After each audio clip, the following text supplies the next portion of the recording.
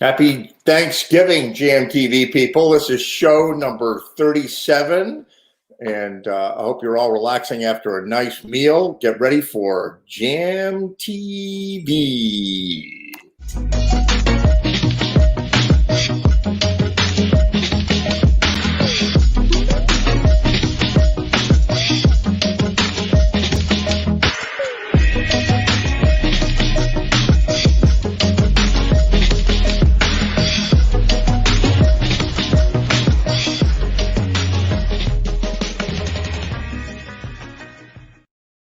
Hey, happy Thanksgiving, everybody. Good to see you. Hope you're joining in for GMTV. I've got some good people playing tonight. The triumphant return of Will Baird up in Cambridge, Massachusetts. And I'm sure everybody had some good turkey tonight. I hope you did. I did. And the L-tryptophan is kicking in. So I'm a little like, but I've got my McDonald's coffee. It's going to keep me going for the show. We're going to do a little bit of a shorter show tonight. Probably till about 10 o'clock. I have some great videos. Cinnamon Girl from Last Minute Productions. I also have something really cool from Dave Lindsay and his crew. Give me 3 steps. And Dennis sent something fun in. So with no further ado, I'm going to bring my good friend Bill Nolman on right after this. Tell everybody know that the bird is aware. Know where the bird is. The bird is aware.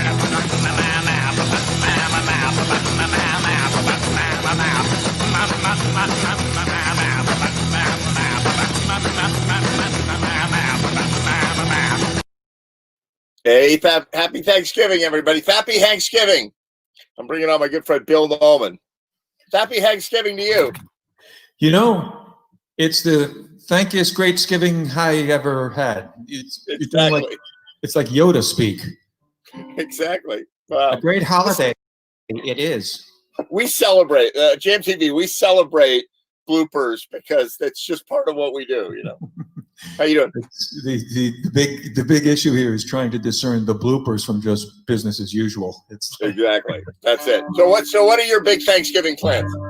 My Thanksgiving plans are extremely limited. My wife actually is working that day until like 9 o'clock. So I do the cooking. We've done this before a couple of times. Right. My son in Utah obviously isn't going to be here. My daughter, who is the live at home, work at home, she's going to be spending it with her boyfriend and his mother in New Canaan. She's a much better cook than we are, so that there you go. I don't judge on that, But I mean, basically, it's like we're it's all weird. Every holiday of 2020, just they all get an asterisk because none of it. Even if you are somehow deluding yourself that you're pulling it off, it's different, And I mean, I think about like the 4th of July. That meant nothing to me. Labor Day, nothing. Memorial Day. I don't mean I wasn't celebrating Memorial Day, but I mean it meant nothing. In past years, it was like, Memorial Day, yay, like Labor Day, awesome, Yeah, no, this year is just like a little footnote, like, by the way, it's not real, and next year maybe we'll be back and doing all the right stuff. Halloween to me was like, it was, wasn't like didn't even happen. Exactly. And also I think it rained. Didn't it rain around here on Halloween maybe? I don't know. Yeah. Well, I hope you have good turkey and good cooking, and we got GMTV. We're doing the short version of GMTV on Thursday night, so that's great. Well, the beauty of the thing is like when the Thanksgiving table is probably going to be in front of the TV and you're basically cooking for 2 people, you get copious amounts of leftovers from just the turkey breast that we bought.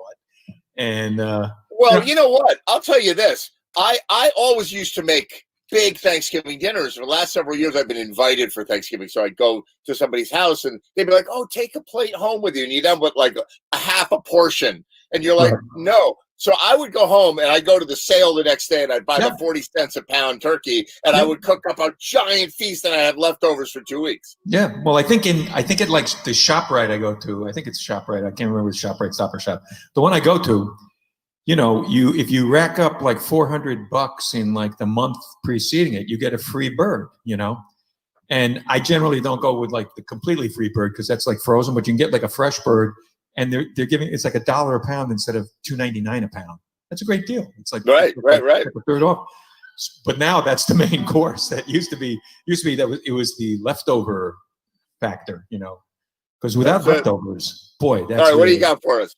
What do you got for us for Thanksgiving? Any kind of Thanksgiving theme? I got some sort of home stuff, sort of, that kind of thing. Nothing, no songs specifically about turkeys, but homey kind of things. I'm sure. All right, well, take it away. All right. Happy Thanksgiving, everybody, and Bill Noman will serenade you with Thanksgiving music as we speak. Here we go. Of some sort. It's not a good start. You drop the capo, the whole thing, But I kid. So this is a song written by a woman named Carla Bonoff, who's a really great songwriter, and I've done this with Prue on occasion. She sings it much better than I do. Traveling at night, the headlights were bright.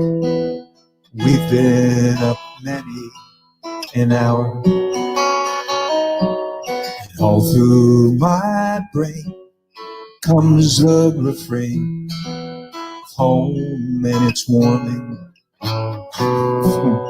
fire. And home sings me of sweet things. My life there has its own wings. Fly high over the mountains. Though I'm standing still. The next verse can only go up. The people I've seen, they come in between the cities of tiring life.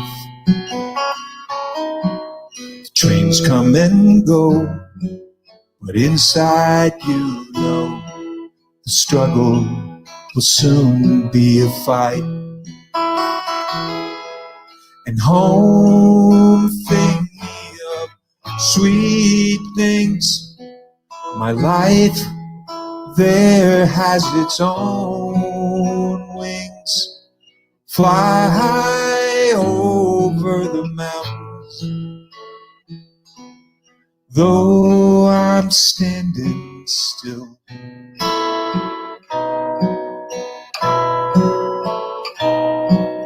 Traveling at night, the headlights were bright, but soon the sun came through the trees.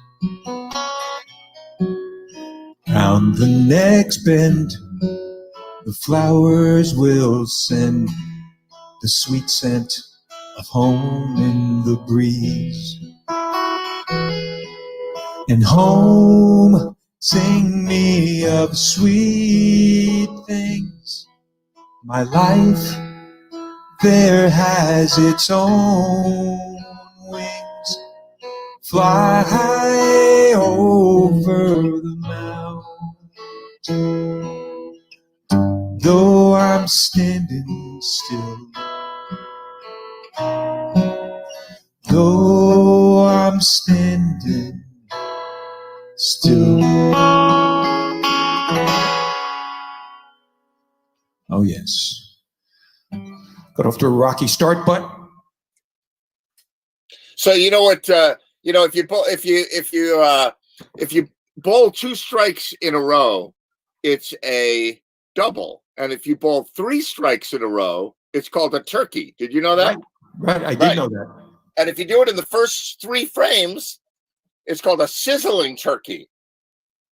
I did not know that. There you go. And if you bowl 4 or 5 or 6 or 7, it would be a 7-bagger. So that's not even worth it, But I thought 3, that was a reference to a particular kind of date, like exactly right, exactly. 7-bagger, In Columbus, Ohio, we'll have to ask Gabe Ryan about that. Well, like you're in Pennsylvania. Do they have duck pins where you are, or do they have like regular bowling? They don't have anything. It's just they have COVID bowling, which is like no bowling.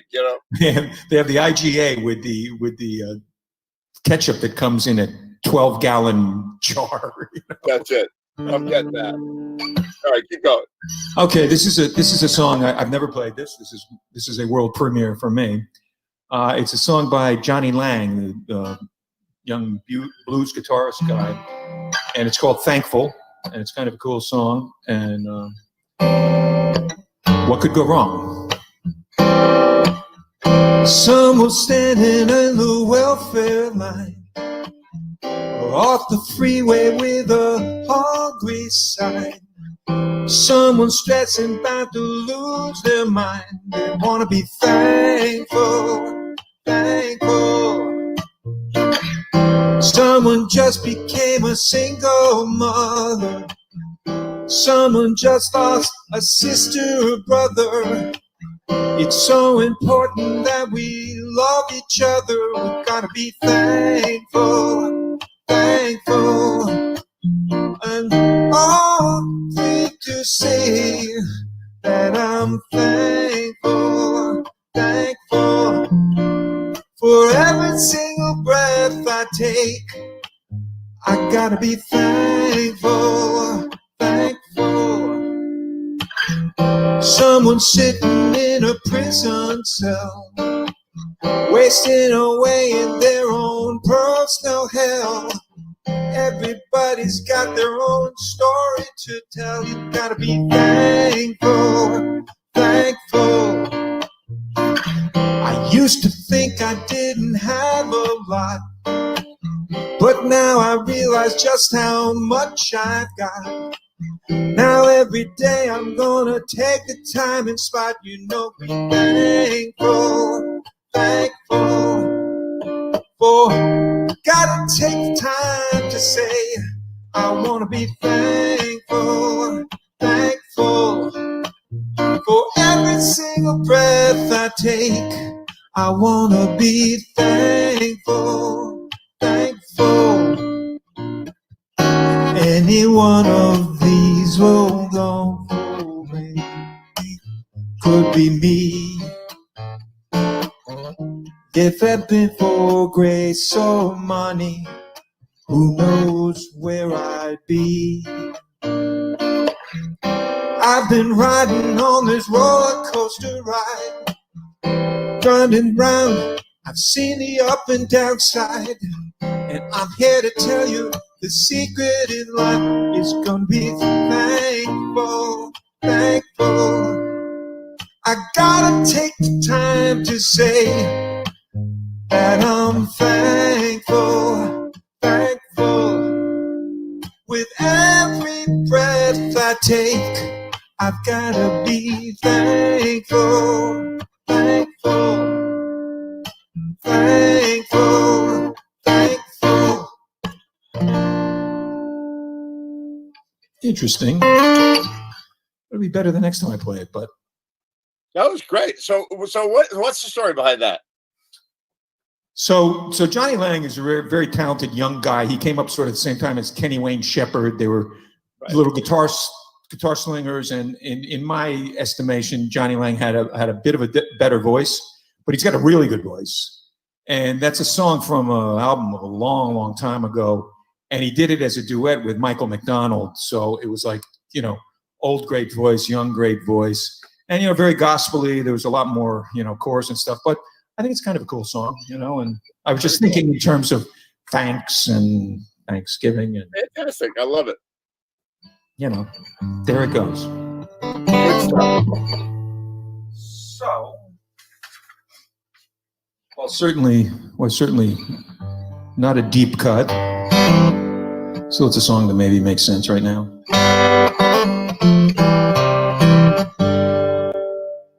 I'm sitting in the railway station, got a ticket for destination.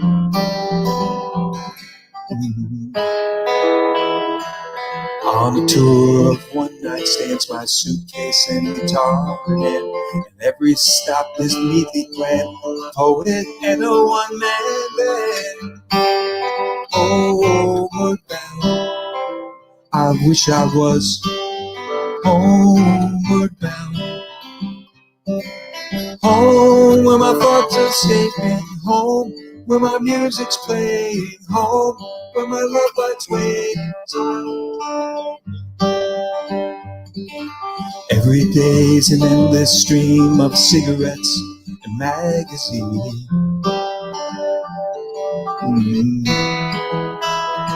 And each town looks the same to me, the movies and the factories. And every stranger's face I see reminds me that I long to be homeward bound. I wish I was homeward bound. Home where my thoughts are escaping, home where my music's playing, home where my love light's waiting silently for me. Tonight I'll sing my songs again, I'll play the game and pretend.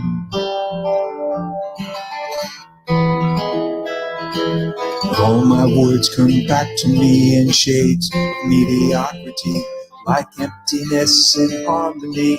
I need someone to comfort me. Homeward bound. I wish I was homeward bound. Home where my thoughts are escaping, home where my music's playing, home where my love light's waiting silently for me. Silently for me.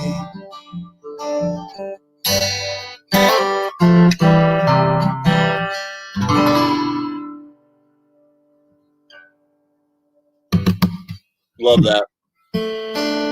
It's a funny song. The lyrics, like Paul Simon could sometimes overdo the sort of literature of his language, like Sting. They would pull like Roman references and this kind of thing.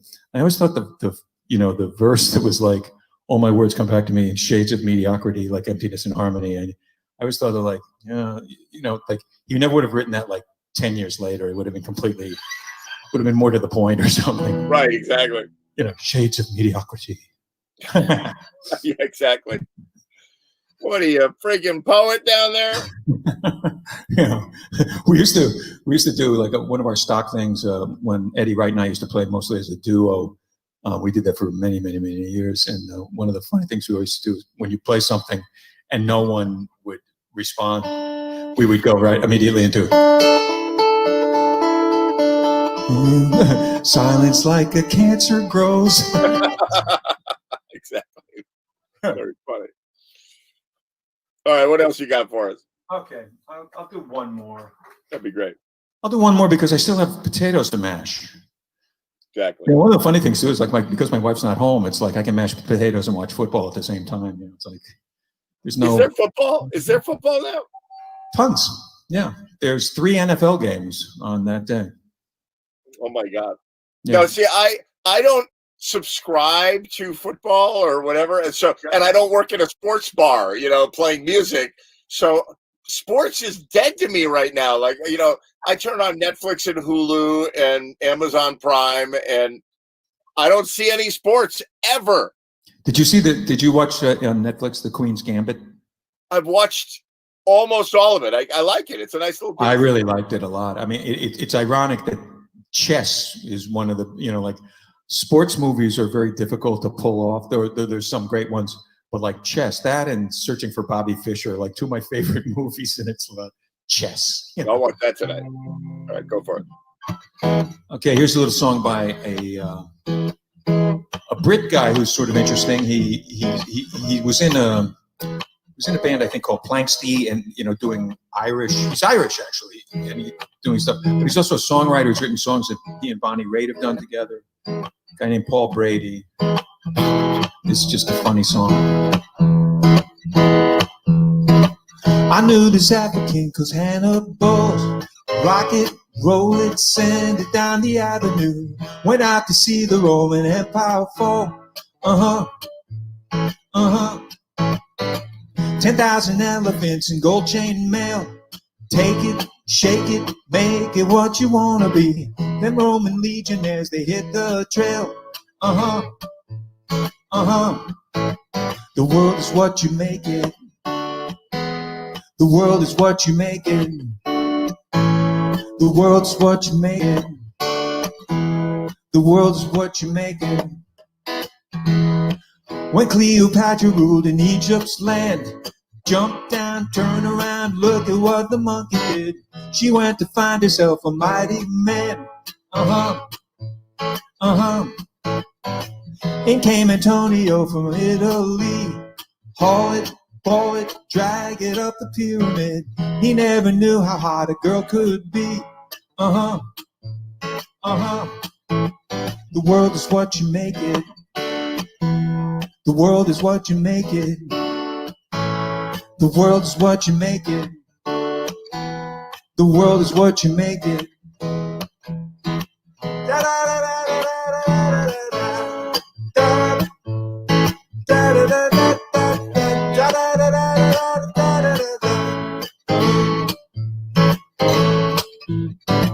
Don't start to hit me with that no can do.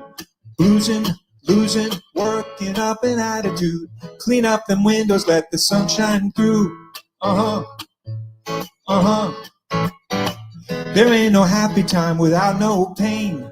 Heartbreak, new date, move it up the alleyway. Pick up in pieces, hit the road again. The world is what you make it. The world is what you make it. The world is what you make it. The world is what you make it.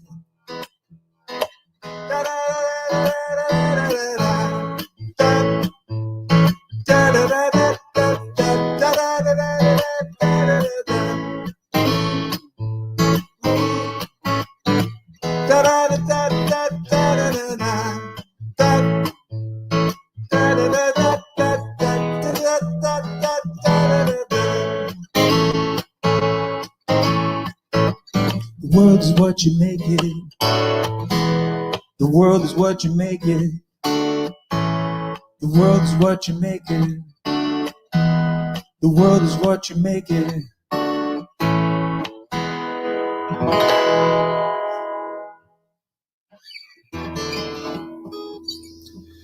Very nice, Bill Noman. Hey, Fantastic. Happy Thanksgiving, everyone. Try to enjoy it and have fun. And if you're lucky enough to have your family come around, that's cool. Absolutely. I'm having a nice quiet one myself. With the kittens. Absolutely. Always with the kittens. Always with the kittens. Yeah, they're doing good. All right, Bill Noman, great to see you. Happy Thanksgiving. I'm glad you came on. Same to you, Ed. See you. All right, I'll see you soon. Bye.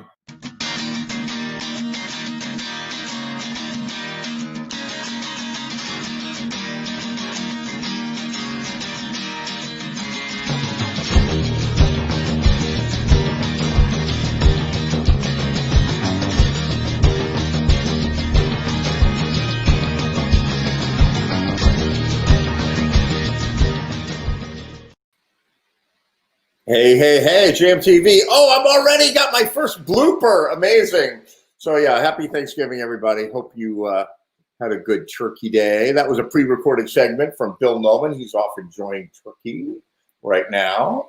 And we always get together and do a show open so that we have something to play for all of y'all to open up the show. And thanks for that, Bill Noman. Hope you're well. Maybe you're watching. So, with no further ado, I'm going to bring my friend Will Baird on from Massachusetts. Hey. Hey, how you doing, Ed? Good. How are you? I'm good, thanks. Good to see you. Did you do a turkey dinner? I did sort of. I more watched my neighbors. I saw their turkey. I saw my neighbor's turkey dinner go out the window. Actually. What happened? I was like sitting, thinking like, being single really sucks. I don't really like this. And then I decided to go out and run some errands, and I'm hearing my neighbors like having a spat, as we say in an apartment building. And I go downstairs to walk out the door, and right behind me comes flying out this like 15-pound chicken. Or turkey, I guess. No way. Yeah, in the hallway or out the window? and it was actually out the door. But I mean, I didn't even know what it was at first, and what they were arguing about was the turkey. Is it, wouldn't you think they'd be arguing about something deeper about Yeah, never and listened to my you know who feelings? lost the argument? The turkey. Yeah, exactly. You never make the freaking gravy. It's like, what is this? So wait a minute. So are you telling me that the turkey actually flew out the door and hit the floor?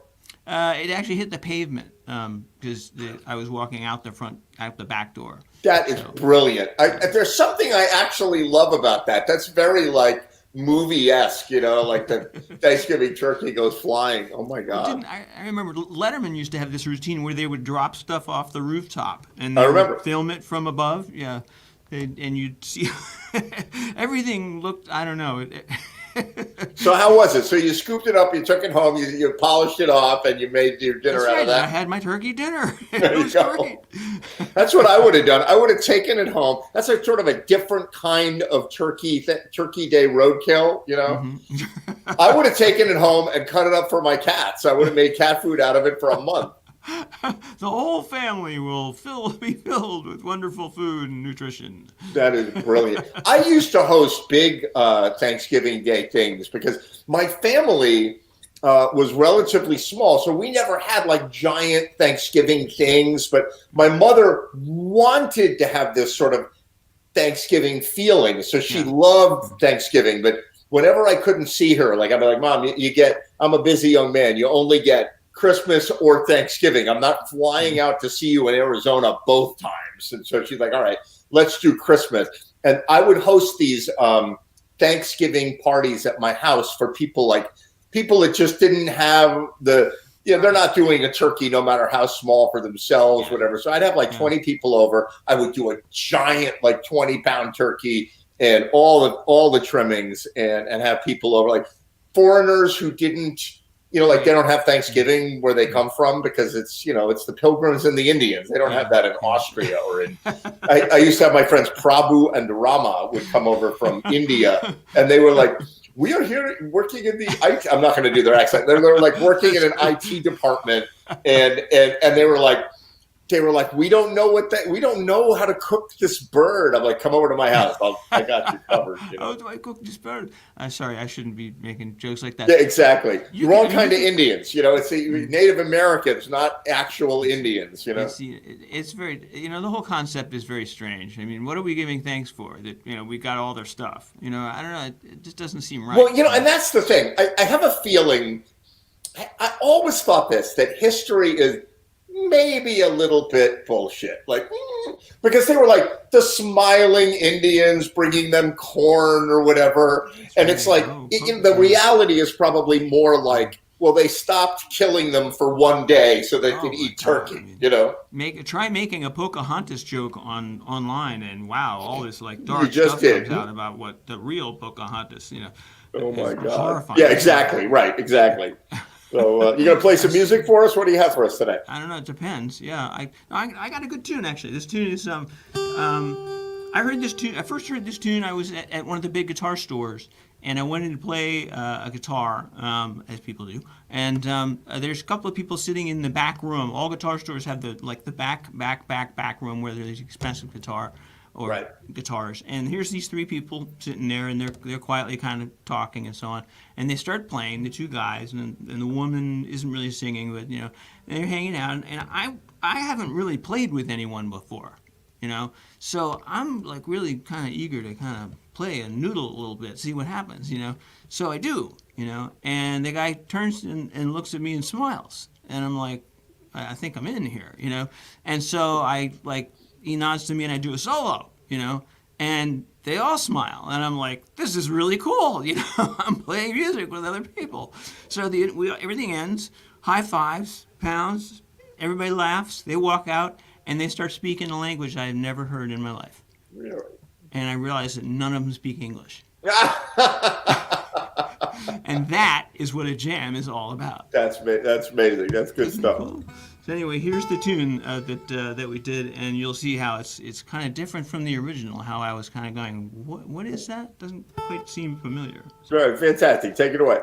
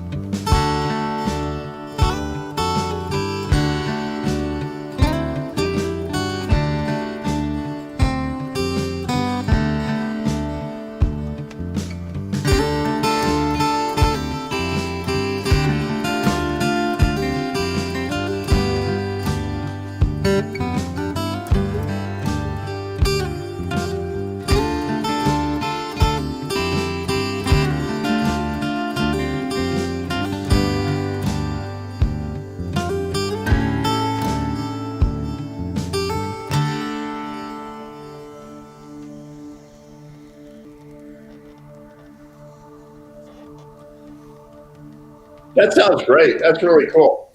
Thank you, sir. Yeah, that's a nice version. Is that what you played with those people at the Guitar Store? Yeah, that was the way they were playing it. It was this sort of weird Middle Eastern kind of Beatles thing. You know, it's like, wow, you know, the Beatles and burqas. It was very weird, and totally a surprise to me because they were all so familiar and friendly and everything that it never occurred to me that none of them spoke English. You know, and I told the guys out front later, and they went, you know, there's all these stories of stuff that happened back in that room that we never see or hear because we're selling stuff. Yeah, right. Made me feel a little That's really sorry cool. for them. You know? Yeah, it's sort of a shame, but you know, That's that's the way really it cool. goes. What else do you have for us? So I got a song that Jimmy Webb wrote to make in revenge for Glenn Campbell. Glenn Campbell had done something, I don't know what, and so Jimmy Webb wrote him a song that was basically in 3 different keys and keeps jumping around from key to key. So, God help me, we'll see if I actually play this right or not. All right, go for it.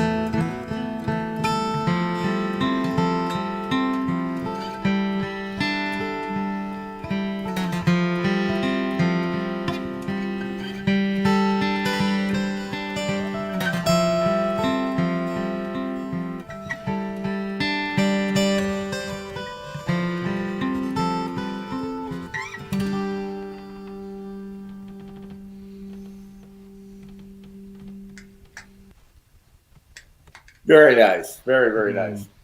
Thank you, sir. Love yeah. it.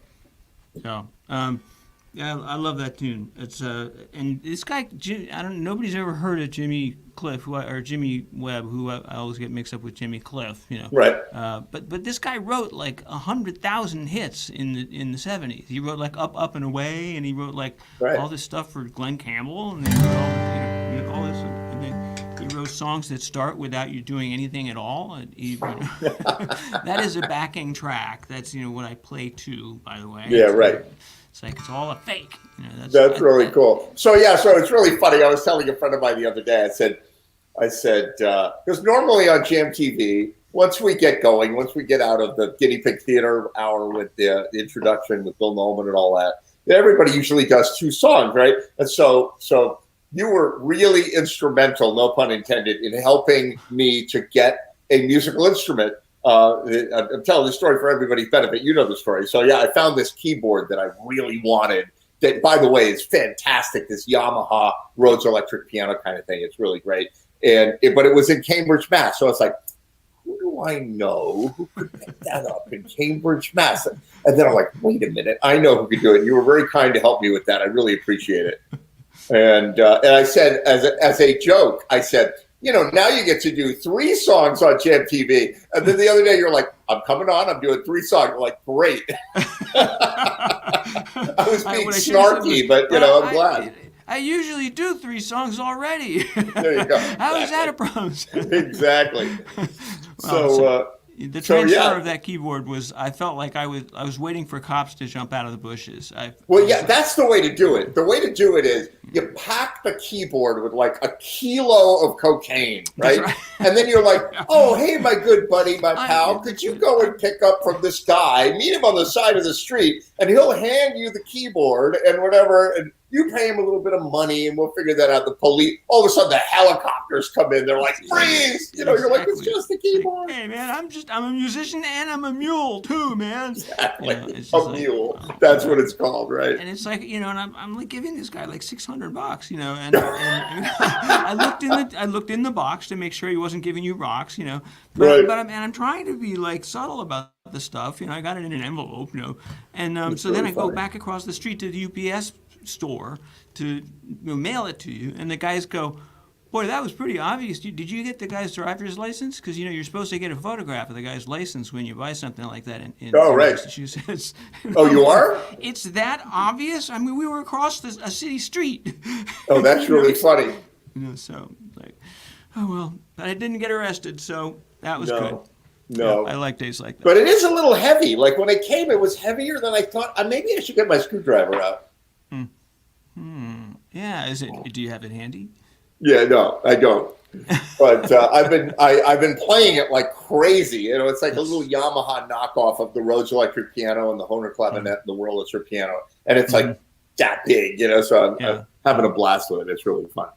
It's great. That's what great instruments are for, right? They make you want to play more. It inspires you. That's the thing. When you get a new instrument, you're like, now I can really stretch out. Then about a year later, you're like, I need something new. Yeah, my sister has 21 banjos. I think she has some inspirational challenges every now and then with the banjo. The banjo is the ultimate social distancing instrument, by the way. Or the accordion, yeah. Oh yeah, I'm sure that. Yeah, you probably. The old joke. I left my doors unlocked on my car, and I had an accordion in the back seat. And when I came back to the car, there were 2 accordions in the back seat. I saw a sign in a college that said, learn banjo. And then there's all those little tags that you can pull off that say, no thanks. And they're all torn off. That's great. That's a good one. I got to remember that one. All right, what else do you have for us? All right, I got one last one here for you, unless you want more. This one, I steal songs from the other artists on this show because people have good judgment. So this one I'm stealing from Johnny, who's usually on after me. I don't know if he's on today or not. But the guy just picks great songs. So I just sit back and listen and go, that could be a good cover. I could do that. Right. And then a month or 2 later, I do it, and nobody notices it. Hey, yeah, Johnny exactly. did that 2 months ago. You ripped him off. So anyway, this is another hard song. So all right, take it away. Guaranteed. Who knows what's going to happen?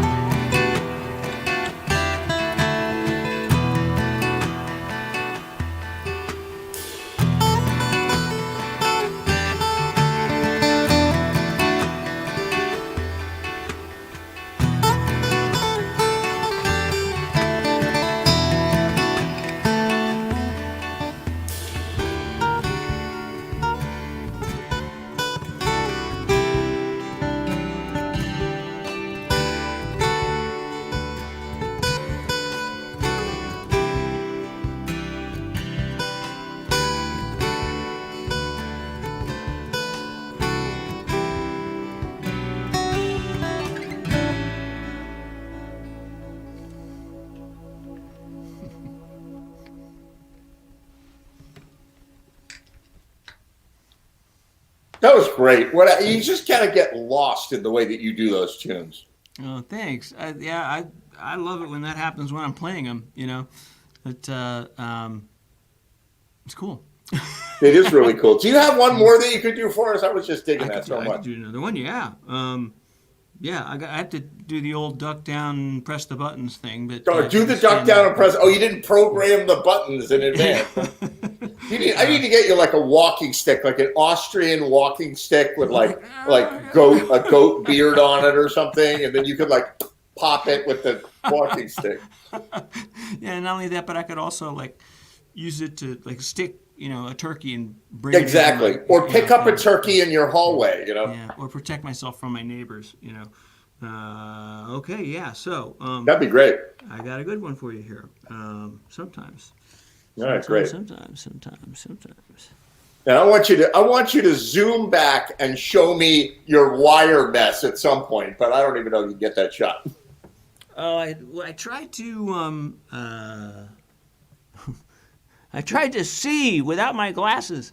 I tried to send you a photograph. It's in today's mail, I think, of the room, and I looked at it and I went, that doesn't really look messy enough. He's going to look at that and go like, no, that's not what I meant. It's not No, like I know what kind crap. of a mess of wires are required to do live television.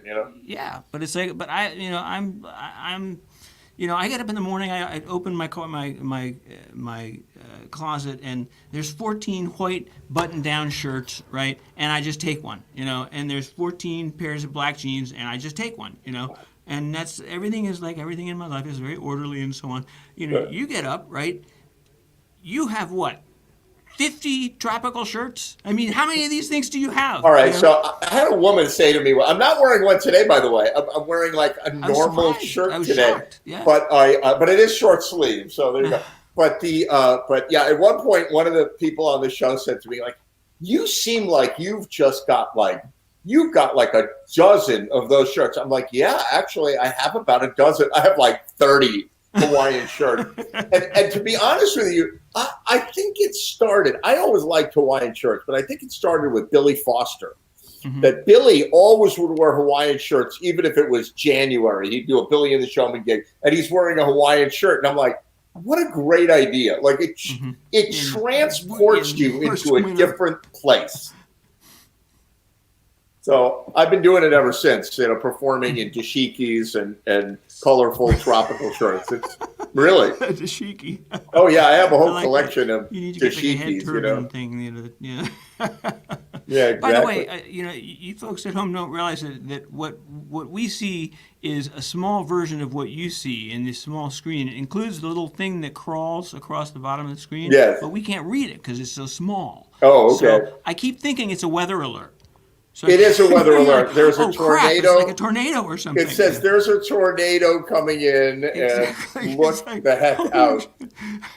No, it's just a shameless plug, like this one right here. If you feel like donating to the Will Baird Needs a Turkey This Year fund, that. God, how I yeah, need a exactly. turkey in my life. It's been really great. People have been very generous, including yourself, donating to the Jam Fund, and it has really gone a long way to keeping Jam TV alive, and I love it. And thank you, everybody. I have much to be thankful for in this pandemic year. Jam TV has been doing great, and it's great to see you all on here, especially you, Will Baird. Thank you very much. Well, you may not remember the letter I wrote like months ago when you started, basically just saying this is really important. I don't know of any other place where someone said, I'm going to take a whole community and help them all get together online instead, and help them to maintain their connection, keep them, and then they can go back to where they were before when it's all over. Exactly. And my plan is to keep the broadcast going, even once we're back doing the jams at Bobby Q's or wherever we end up doing them. We're going to, of course, do them live, but I'm going to have a little booth set up on the side, and I'll be broadcasting on Jam TV because we have a lot of people around the world who watch the show. And so we're going to keep it on the air. Well, you'll need to have it'll have to be like a lucite booth, or else you'll be like, and that That's the move. Exactly. No one will be No, able to I'll get hear one me. of those like NFL headsets where they have the big earphones Oh, and yeah, the they're big huge, microphone, you know, and I'll have hand signals. I'll be like, you know, like get people off the stage. Billy, Exactly. songs. Yeah. All right, do another one for us. All right. If I can stop laughing, yeah, I'll give it my best shot.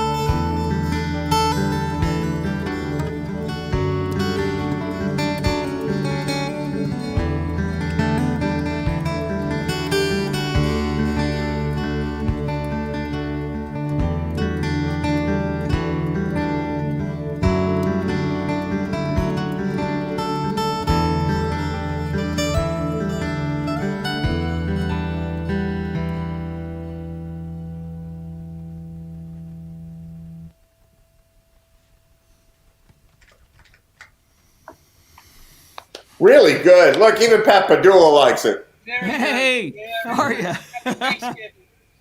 How you doing, Pat? What do you mean even I like that? He's a critic. He's like the Simon Cowell of the. Is that his name, Simon Cowell? Frankly, I thought it was a bit shrieky. Yeah, I Exactly, think- right. Yeah. Happy Thanksgiving, yes. How are you? So did you have any turkey or anything like that? Oh, of course. Oh, you Yeah, did. Good. I got doggy bags, and then another drummer friends. Do you want me to bring some turkey over? No, we're cooking the turkey on the weekend. By next week, I won't want to see it for another year.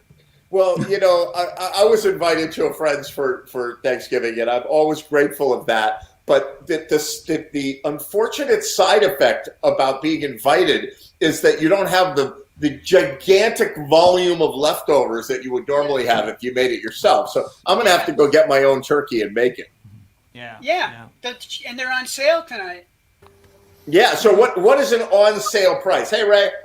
Hey, Right. I don't It's think, like I don't think you if can they're hear me. $2.99 a pound, it's like $1 a pound, $1.99 a pound. That's not bad. Man. Yeah, I got to go get myself a turkey. So you had turkey, Ray Simonelli, didn't you? Yeah, I think I might be having a connection issue. Can you hear me? I can hear you, but you're not on your fancy schmancy communicator machine. You're on your computer speaker. All right, let me try to reconnect it again, like last week. Same thing happened. All right, sounds good. No problem. We'll shoot the breeze. I almost said we'll shoot the beans. We will not shoot the beans. I don't know what that means. And We I hung think out it's and a shot great the idea, beans, you man. broadcasting forever the jam winds up and keep this going. It's What's really that? good. What's that, Pat? Broadcasting this show from wherever the jam ends up someday. Great idea. Yeah. It I really have is a whole great concept idea. about how that could work. You know, that you run the jam, and we could even have like guest seats with like webcams or Yeah. computers set up, and people could come on the show and chat while we're doing setups, and we could play segments. So Will, you could even come on, and then we could put you on the big screen over the stage while other people are setting up, and I think it'd be kind of That's fun. true, and I could I open think for you them. need an Ed McMahon though. That'd be a Why, you want to do that, Pat? Oh no, I'm not that good. Maybe Billy Foster.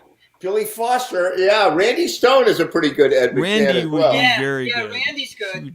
He would be Yeah. the So you don't ultimate play. Ed You just sit off to the side and you like laugh at Yeah. my stupid Nick jokes Hibbins and can laugh at you and with me, laugh with me. That's Yeah, it, right? Now, an interesting piece of information is does anyone know who bailed out Ed McMahon when before he passed away? He was in desperate financial ruin, and someone bailed him out. It wasn't Johnny Carson. Let me guess. Yes, it was No, Donald, who bailed him out? Who helped him out? Donald Don Rickles. Trump. No, that didn't happen. Yeah, yeah. We could you look it That up on the guy web. that guy should be president. That's all I'm saying. I'm kidding. Of course, I'm joking. Yeah. Oh my God. So you mean when Ed McMahon? Hey, you guys. So are you telling me that Ed McMahon did not get paid enough money so that he was drinking champagne every day of his life, and when he ran out of money, Donald Trump gave him money so that he could eat turkey on Thanksgiving? Well, I mean, how much money do you think he made for a living by going? I don't know. Yes. He held the You know, big check. I mean, He held the big check, right? That guy, you know what? That guy had a gambling problem or something, because That he was must have made a probably, yeah. lot of money in broadcasting. yeah. That would make sense. That would make sense. Yeah. Oh my God. Hi Sherry. Hi Dane. Hi, Pat. Hey, how's it going, Pat? Hi, Hey Will. guys. Good to see you. Happy Thanksgiving. So you did not go to New Jersey for Thanksgiving, did you? Nope. I know that you had the opportunity once and you did not. I would have come. But you were outbid by Paul Fredericks. I wanted to come, Yeah. No, it was good. It was good. We just had dinner with Dave's Yeah, we immediate went up- family. We went and up to it was- Southport to my mother's house. And their Oh, sister, nice. and that was it. It was small. Did Bob get a little feline bag? Well, Bob got canned food today as a special treat. Oh, he And didn't A get. what? He didn't get some actual. By the way, Bob is their cat. Just so you know. He Oh, won't eat okay. it. He will not eat. Alright, He won't figure eat it out. human food. He has no interest in human food at all. He won't eat Oh. turkey. So I gave Munster a little tiny piece of chicken McNugget. Like I literally I ate around the McNugget, and then I ate the top off, and then I ate the bottom off, and I was left with some sort of gelatinous looking white material. Yeah. It was a little gross. And then I broke a little piece off of it, and it was hot, so I blew it, and then I put it down for Munster, and this little guy will eat anything. He will eat anything. I give him like a bowl of cereal with almond milk and raisins in the bottom, and he'll be eating the raisins, right? And he walked right up to the McNugget, and he smelled it, and he walked away. Because it's not real food. Yeah, that's right. He I knew it swear was to you, not that good happened. food. See, my old cat would have Right. eaten it right away. He was about 18 pounds. He was enormous and would steal food from you right off of your plate at dinner. And Right. eventually the vet said, Mr. Baird, how much food are you feeding this cat? And I said, well, I'm following what it says on the can, a can a day. And he says, your cat is like the size of 2 cats. Right. He's ravenous all the time. And I said, I've been starving my favorite companion for years, I felt really bad about it. Let me tell you, this little cat, Picky is about this big, and he's about this big. And you pick him up, and he's so frail. He's like this little snoodle, he just sort of hangs, and but he eats like a can, he'll eat a can in a sitting. He's a kitten, a growing kitten. But then when he gets fierce, he tightens right up, he's like the Hulk. He'll boop, turn into this machine, and he'll attack Picky. Picky, what's going on here? So he'll be the boss of us all by next year. Our cat, well, as you know, is huge. Is a big. I don't even know how much he weighs, but he's a big Maine Coon cat, and he really doesn't eat that much. And like I was just telling someone in Dave's family earlier that like we could open a can of tuna fish, put it on the table, and then Dave and I can go to work for the day, come back, and the tuna will not have been touched. No way. Just has no interest. No interest. None. So what does he eat? What does he like? He likes Purina. Purina one. I mean, we like got him Iams and Eukanuba and whatever, all that high end stuff you get for your cat. Doesn't care. He eats Purina one. And That's it's what he likes. it's got to be salmon because one time we bought the chicken by accident and he wouldn't touch it. It's got to be salmon flavor, or he'll eat Fancy Feast, and it's got to have gravy. Other than that, he's got no interest. My sister's cats what are they? I forget what they're called, but they look like little. Ossa cats. So they look like little ocelots. Right. Beautiful. They can jump like 10 feet. They're Wow. crazy. And they will eat a loaf of bread. Like they will eat through the bread bag and they eat an entire loaf of bread. She told me a picture. Ate through a donut box Today. and ate like a whole box of Entenmann's donuts. That is really funny. They're ravenous. They're Because crazy. I'll do that. I'll do that on any Yeah, I do Tuesday. that I'll too, eat yes, a box yes. of Entenmann's. You know? It's She, a single guy You know, thing. she used to have like she has a closet where she keeps like cereal and cookies and stuff like that. And they had the door handle instead of like the round knob, it had that little line you push down to open the door. Well, the cats figured out how to open the closet, so she had to. Exactly. So she had to change all the doorknobs on her closets. My babysitter was scared absolutely crapless because she was there at like midnight and the baby's asleep and suddenly this doorknob starts going. Yeah. And the cat was stuck in the Aw. in the closet. She's like, Mr. Bear, I don't know if I want to come back again. That is right. Did you guys hear about Will Baird's turkey experience today? No. No.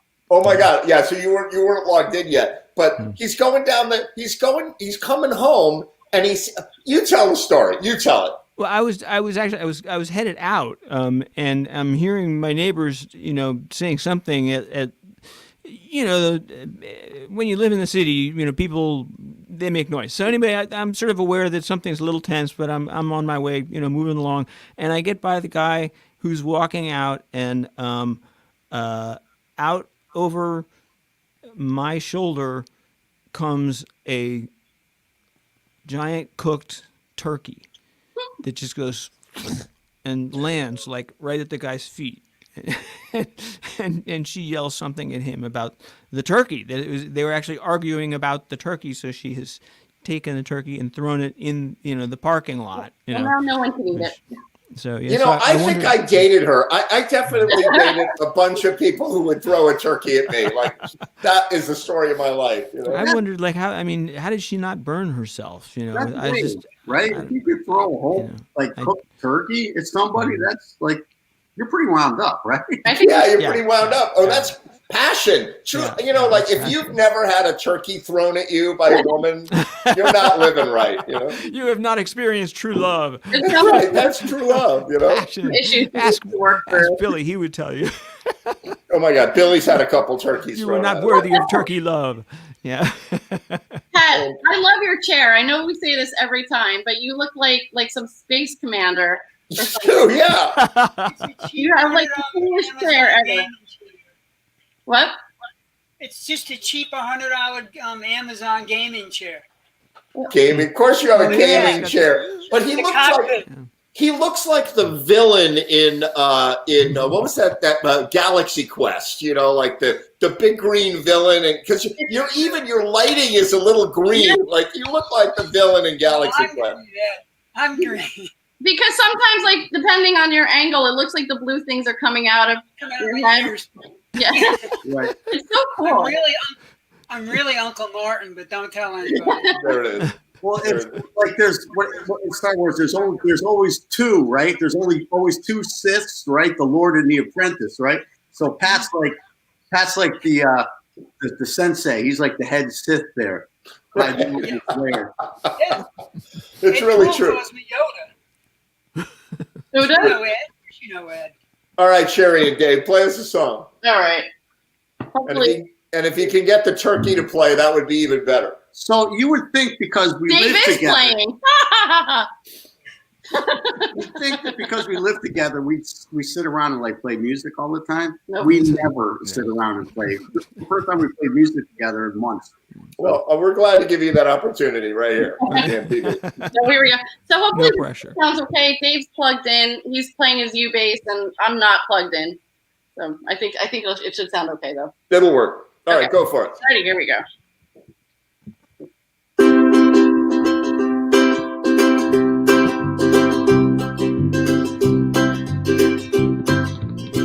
I rode my bicycle past your window last night. I roller skated to your door at daylight. Sometimes it seems like you're avoiding me. I'm okay alone, but you got something I need. Well, I've got a brand new pair of roller skates. You've got a brand new key. I think that we should get together and try it out to see. I've been looking around a while. You got something for me. Well, I've got a brand new pair of roller skates. You've got a brand new key.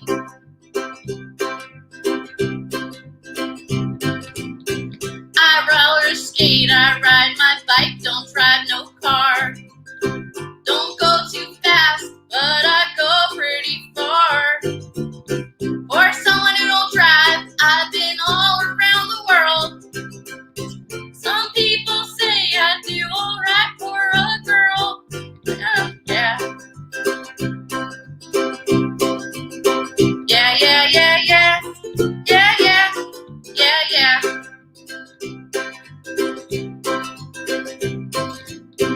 I asked your mother if you were at home. She said yes, but you weren't alone. Sometimes it seems like you're avoiding me. I'm okay alone, but you've got something I need. Well, I got a brand new pair of roller skates. You got a brand new key. I think that we should get together and try them out to see. La la la la la la la la la la la la. Well, I've got a brand new pair of roller skates. You got a brand new key. It's Brilliant, super good.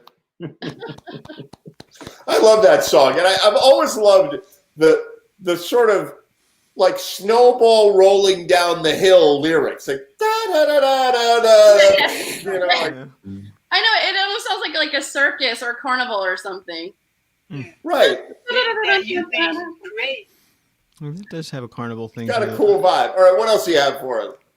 Okay, X's and O's. Oh yeah, all right, good. I haven't heard that in a while. Okay, here we go. Ready? 1, 2, 3, 4. Oh, my fault. Hang on. My bad. I got distracted by Ray Simonelli. Hi, Ray. Exactly. My fault. When he enters the room. Okay, ready? 1, 2, 3, 4.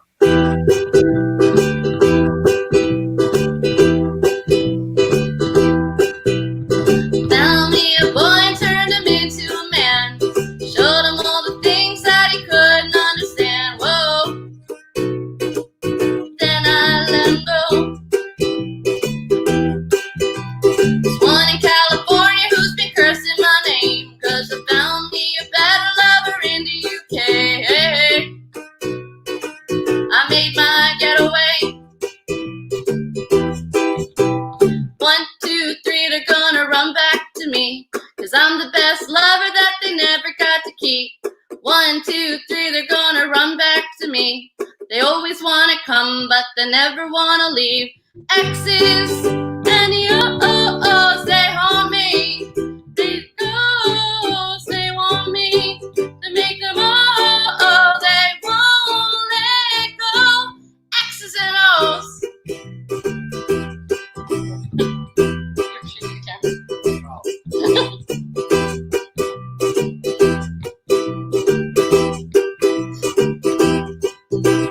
Had a summer lover down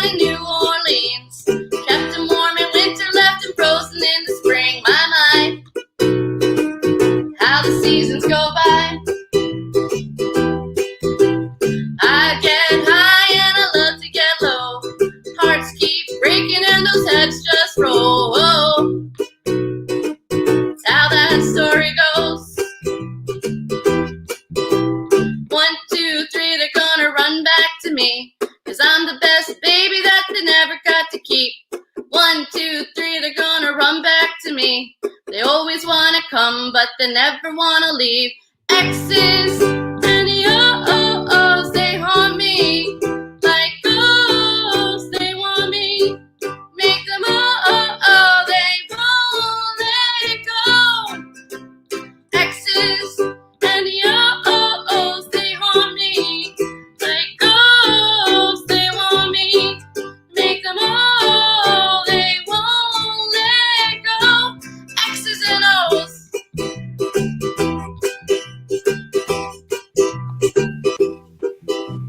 One, two, three, they're gonna run back to me. 'Cause I'm the best lover that they never got to see. 1, 2, 3, they're gonna run back to me. They always wanna come, but they never wanna leave. X's and the O-O-O's, they haunt me like ghosts. They want me, make them oh-oh-oh, they won't let go. My exes and the oh-oh-ohs, they haunt me like ghosts. They want me, make them oh-oh-oh, they won't let go. X's and O's.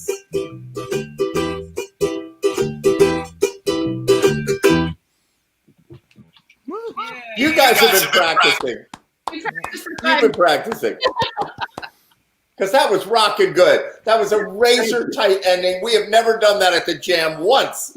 But you're like you guys are razor tight, you know? I kept teasing Dave, like, because his foot is resting against the table, and he kept. I kept shaking. I don't know the if camera. you could see that. I saw it. It looked like there was a mosh pit in front of you. Like, you know, like oh my God. You know? This wild audience that we have, they're going crazy. Exactly. Sherry, you'll be happy to know I was playing along with you on that song because I know it. I can see that. I know. I was singing along, and every time I started to sing along, I got muted. So There you go. I was like, who's singing? I'm like, you have no idea what it's like to run the show. Like, because what the audience here, everybody thinks, oh, I'll just sing along. It'll be awesome. Except you're 1.5 seconds delayed. So it's like, oh no, you know, it's like, wait, where'd that voice come from? You know, out of nowhere. Well, I'm like- Ed, you'll be happy to know that before I started playing along with Sherry, I looked at the bottom of my screen and I made sure that you had activated the mute button because there is that timing delay. And it would have sounded horrible then. And I do it. I remember in the beginning of the show, I would go off the camera and I would leave my mic on and I'd be like talking to the cat. I'm like, hey, kitty, kitty, whatever. People would be texting me I would get 10 texts will you shut up? They're singing right now and you're playing with your cat. I'm like, oh my God, right? And guess what? In the entire 37 show history, I have not learned to not do that. For some reason, I still do it.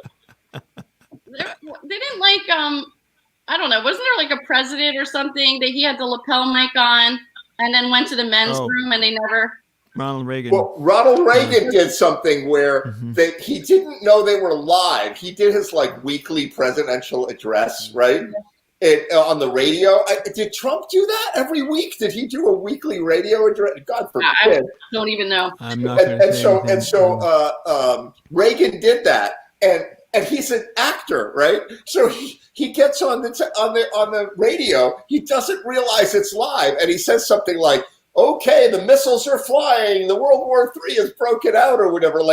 He's talking about Armageddon, right? They're laughing, and you can hear the producer go, "We're on the air!" Oh my God! Shut up! You know. Wasn't the president that they heard him peeing because he went to go to the bathroom during the break, and I think they left his. Happened to somebody. They left his lapel mic on. No, Ronald Reagan guaranteed did not pee loud enough to be heard on the radio. Okay, he was in the bathroom for 8 minutes. It was not enough to hit on any microphone. You I know? could be wrong, but I think it might have been W, but I'm not 100% sure. That's great. That is Sure, brilliant. you I've sure got it's to not a South Park recreate those. episode? What's that? Are you sure What's it's that? not a South Park episode? Exactly. I mean, they all blur together, reality and South Park, and sometimes I can't I tell know. the difference between one and the other. All right. So this is my vow that I'm going to recreate those magical moments on JMTV in the future. Excellent. Okay. Which ones? The ones where you're playing with the cat, or Yeah, exactly. Those two. bombing, or- No, the bloopers, the on-air bloopers of all time. I've got to definitely do You those. need to make like an outtake reel. An Well, outtake reel. there was one On where the you air. had Bill pre-taped, and you had told a story to Bill about something. I don't remember what it was, and it was, it was good. And then then I come on after Bill, and you told me the story, exactly the same story, not realizing, I guess, that when you taped it with Bill, you told. So I was like, Probably. is this real? Am I imagining this? We do that too. When Bill Noman, like the today's segment, we recorded it a couple of days ago. Yeah. And, you know, How would you remember? yeah. And so, like, I don't remember. At least I wore the same shirt. You know what I mean? Like, I was like, oh, I got to wear this shirt because I recorded the segment with the shirt. You know? But I mean, I instead of going, oh, Ed's, forgetting to do something, instead I felt like, am I okay? Have I lost my mind? Exactly. Did right. I drop some acid or something on the way? The alternate universe, you know. That's So Ray Simonelli, you're gonna do some music for us? I can, sure, why not? Can We I could just do that. interject for a second? Did anybody watch the parade this morning? What parade? The Thanksgiving Day parade. Did they hold it? Well, Yeah, what they did was they recorded it in segments this is what reminded me, over the past 3 days. They recorded some Broadway singers Oh. doing a socially distanced performance and things like that, and some marching bands and whatever. And then they also had some floats go by and stuff. So they didn't do the whole parade route. They kind of just stayed around 34th Street. On TV, it looked good. There was no audience, though. There was no crowds, no big crowds or anything. Sherry. Yep. Did you see the guys that did the Temptations? Yes, That was fantastic. Fantastic. And, excellent. Yeah, one of the best ones they had today for sure. They have all Um, down the vocals. Oh, Yeah. they were fantastic. And they had but what was funny about the incontinuity is like the last couple of days were really nice, and this morning it was raining really hard. So you see like one, it's supposed to be one continuous parade, but here's like an act that's coming through and it's pouring rain, and then the other act coming through is like bright and sunny. And so, and they had Al Roker going like, don't worry about the weather here. We like filmed this over the past 3 days. We were stitching this together. Yeah, Al Roker comes on and he's like, all right, here we go with the Secaucus, New Jersey marching band, and I guarantee you it's going to be pouring in about 5 seconds. Oh, Exactly. my God. But anyway. All right, Ray Simonelli, take it away. Do some songs for it. Good night, All everybody. right. The first Okay. song is a Bob Seger song. My nephew wants me to play it, so it's for him and also for Billy Foster because he loves it so much.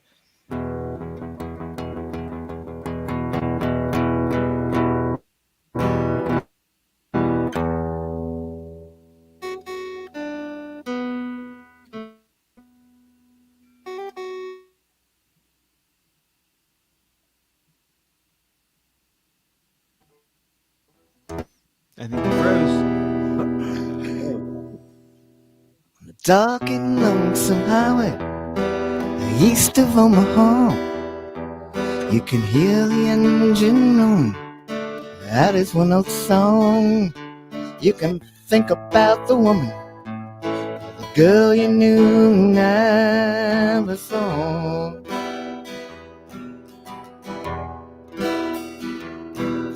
But then your thoughts start wandering like they always do. When you're driving 16 hours, nothing much to do. I don't feel much like driving.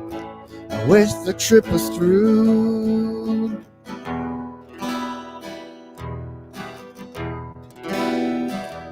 Here I am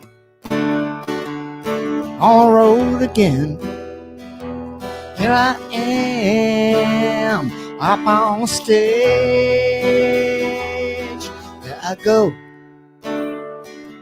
playing the star again. There I go to the page.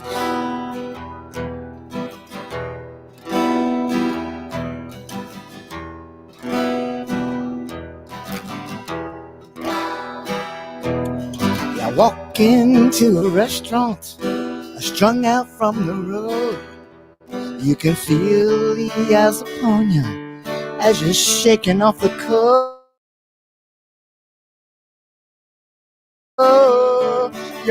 I just want to explode.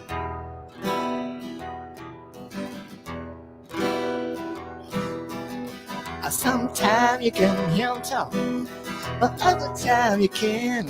It's the same old cliche. Is that a woman or a man? You always feel outnumbered.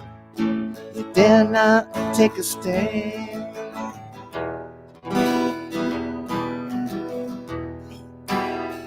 Well, here I am on the road again. Here I am, up on the stage. I go, I'm playing the star again. Here I go, turn the page.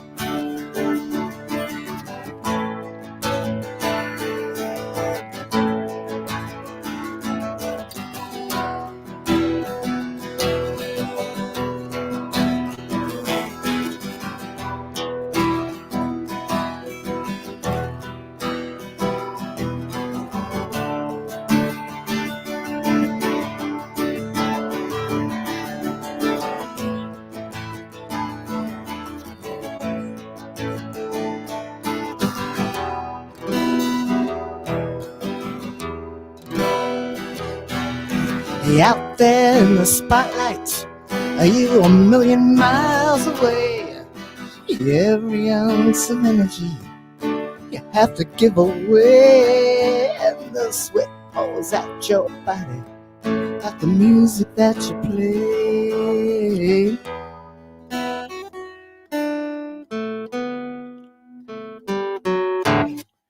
Later in the evening, when I lie awake in bed, the echoes from the amplifiers are ringing in your head.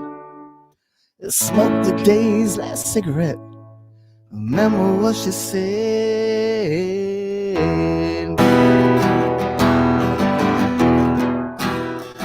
Well, here I am on the road again. Here I am up on stage. I go playing the star again. There I go, turn the page. Well, I am on the road again. On the am up on the stage. There I go, playing the star again. There I go. There I go.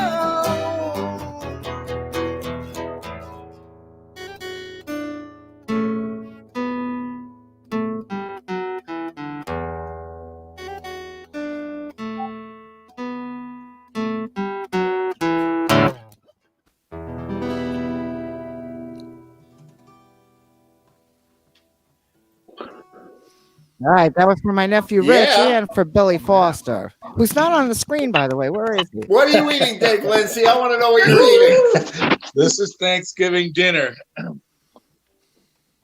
Yeah. Nice, a late Thanksgiving dinner. Cool. That's not your leftovers. That's your That's Thanksgiving dinner dinner. right there. That's That's a big old hunk of prime rib with real potatoes thing. and broccoli. That's, the turkeys of America. Thank you for that meal. Well, you heard that all the turkeys this year are all come from China, and they're all infected with COVID. Yeah. Oh yeah, COVID turkey. Yeah. Well, I just had some, so there it is. All right, well, that means we well, have there to you get the start first eating sign bats is- for Thanksgiving. Exactly. If you hear turkeys coughing a lot, that's the first Oh sign. my God. What do you stuff a pangolin How with? you guys doing? Happy Thanksgiving. Doing good. How you doing, Dave? Good. Yeah.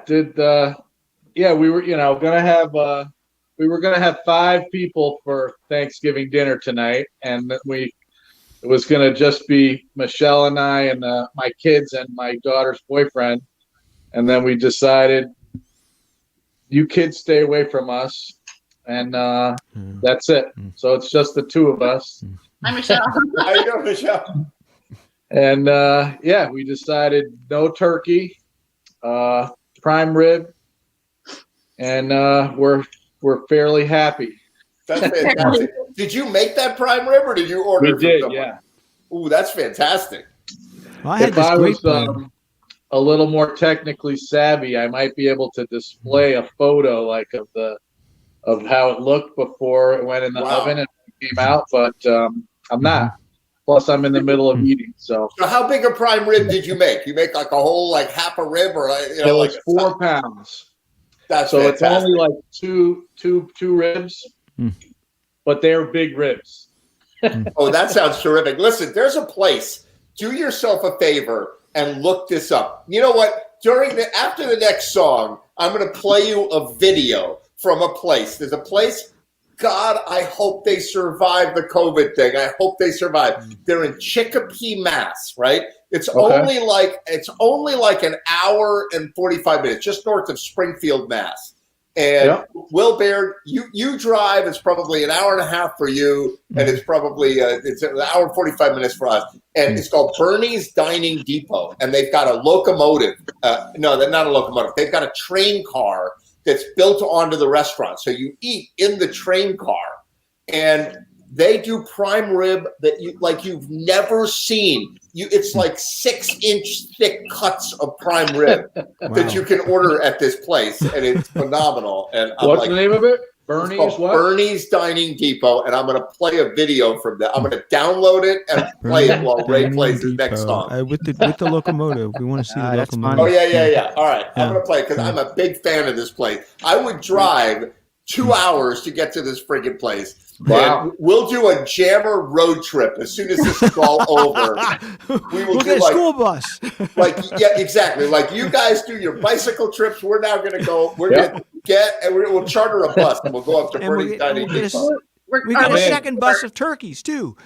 Exactly. That's got to be the only thing worth seeing in Chicopee, because I've been to Chicopee. Yeah, right. I mean, the Yeah, Big E is right there. That's where the Big E is, more or less, like right around the corner. All right, Ray Simonelli, play another song so I can go get Bernie's Dining Depot. All right, It's you got it. salivating now. Yeah. Go for it. All right.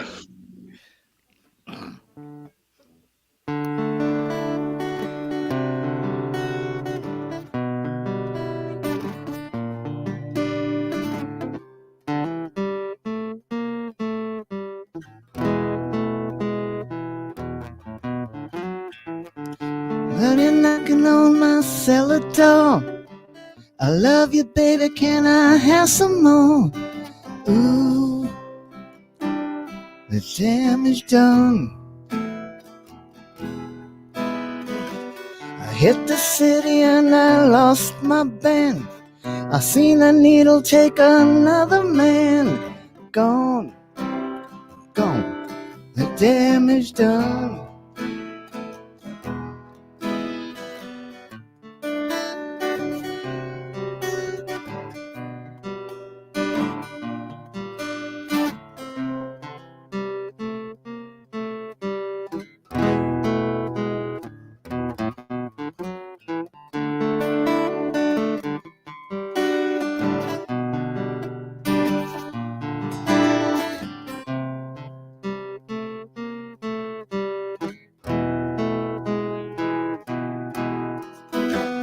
I sing about him 'cause I love the man. I know a lot of you don't understand. Milk, blood, to keep from running out. I seen the needle and the damage done. A little bit of it in everyone. But every junk is like a setting sun.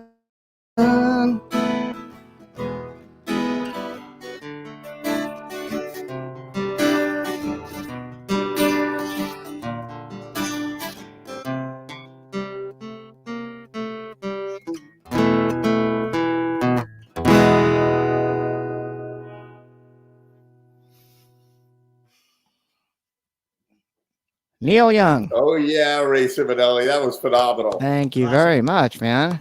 Classic. Hey, That- can I and do you a know what, like- can I do a promo? Yeah, do a promo. I got one more gig left at the Clubhouse Grill. way. The last one, by the way, went phenomenally well as far as the gig goes. Leading up to the gig, disaster. But we Uh-oh.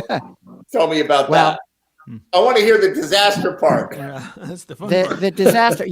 Ed, you know the history about the neck of my guitar, remember? Yes, I do know the history of the ever-breaking neck that has 20 Frankenstein repairs in it. Yeah. Well, it broke 3 times before, and it always fell in. Let's see. Hold on.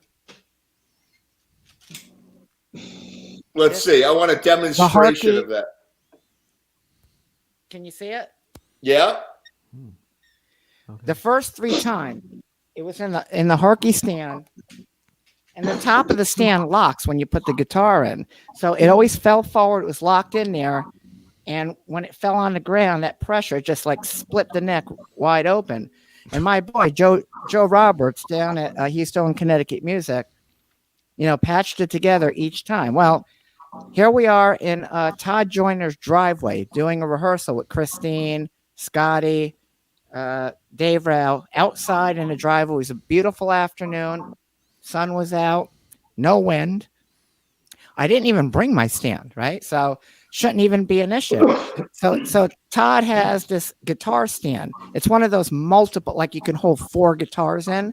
And he goes, "Oh, Ray, if you need to put your guitar down, you're welcome to use my stand." Well, at some point in the middle, so let's just take a 5-minute break. So I take off my guitar, put it in the stand. Apparently, this very mild breeze comes, and it was just enough to roll it out, and it fell right in the driveway, face down, cracked it wide open. I'm like, "Fuck it, I'm done. That's it." I said, "That's it. I'm done." So Scotty Scotty's like, he's right. All right. He goes, he said, Joe Fitz is your guitar. Yeah. He's like, "This is what we're going to do." He says, "We're going to get in my car. I got my number, his number in my phone. You're going to call him and see if he could help you out. Meanwhile, we're going to go to your house, get your backup cheap guitar just to finish the rehearsal. And then I'm bringing you down to see Joe." So I called Joe. He goes, "Are you kidding me?" Yeah. He said, "All right, bring it down to my house." So we got my backup guitar. We went back to Todd's, finished the rehearsal, hauled ass down to Joe Jr.'s house. And that was probably like at about, 5:30, 6 o'clock on Saturday. And he started working on it that night because, it needs like 24 to 48 hours dry time. And Monday, playing as good as new. So, we got really? He fixed it for you again. Long story short, we had it just in time for the gig. It worked out great. The thing stays in tune amazingly well. It has new strings on it. It's been sounding better than ever, There you go. Connecticut music. You should break it more often. You get a really But great anyway, guitar out of it. that's the path. This Sunday, 4 o'clock, same place, Clubhouse Grill. Hopefully nothing bad will happen before that. But it was originally just Billy and the Shoemen, meaning me, Billy, and Jim. But the manager said, "Hey, can you kick it up a notch?" I said, "Okay."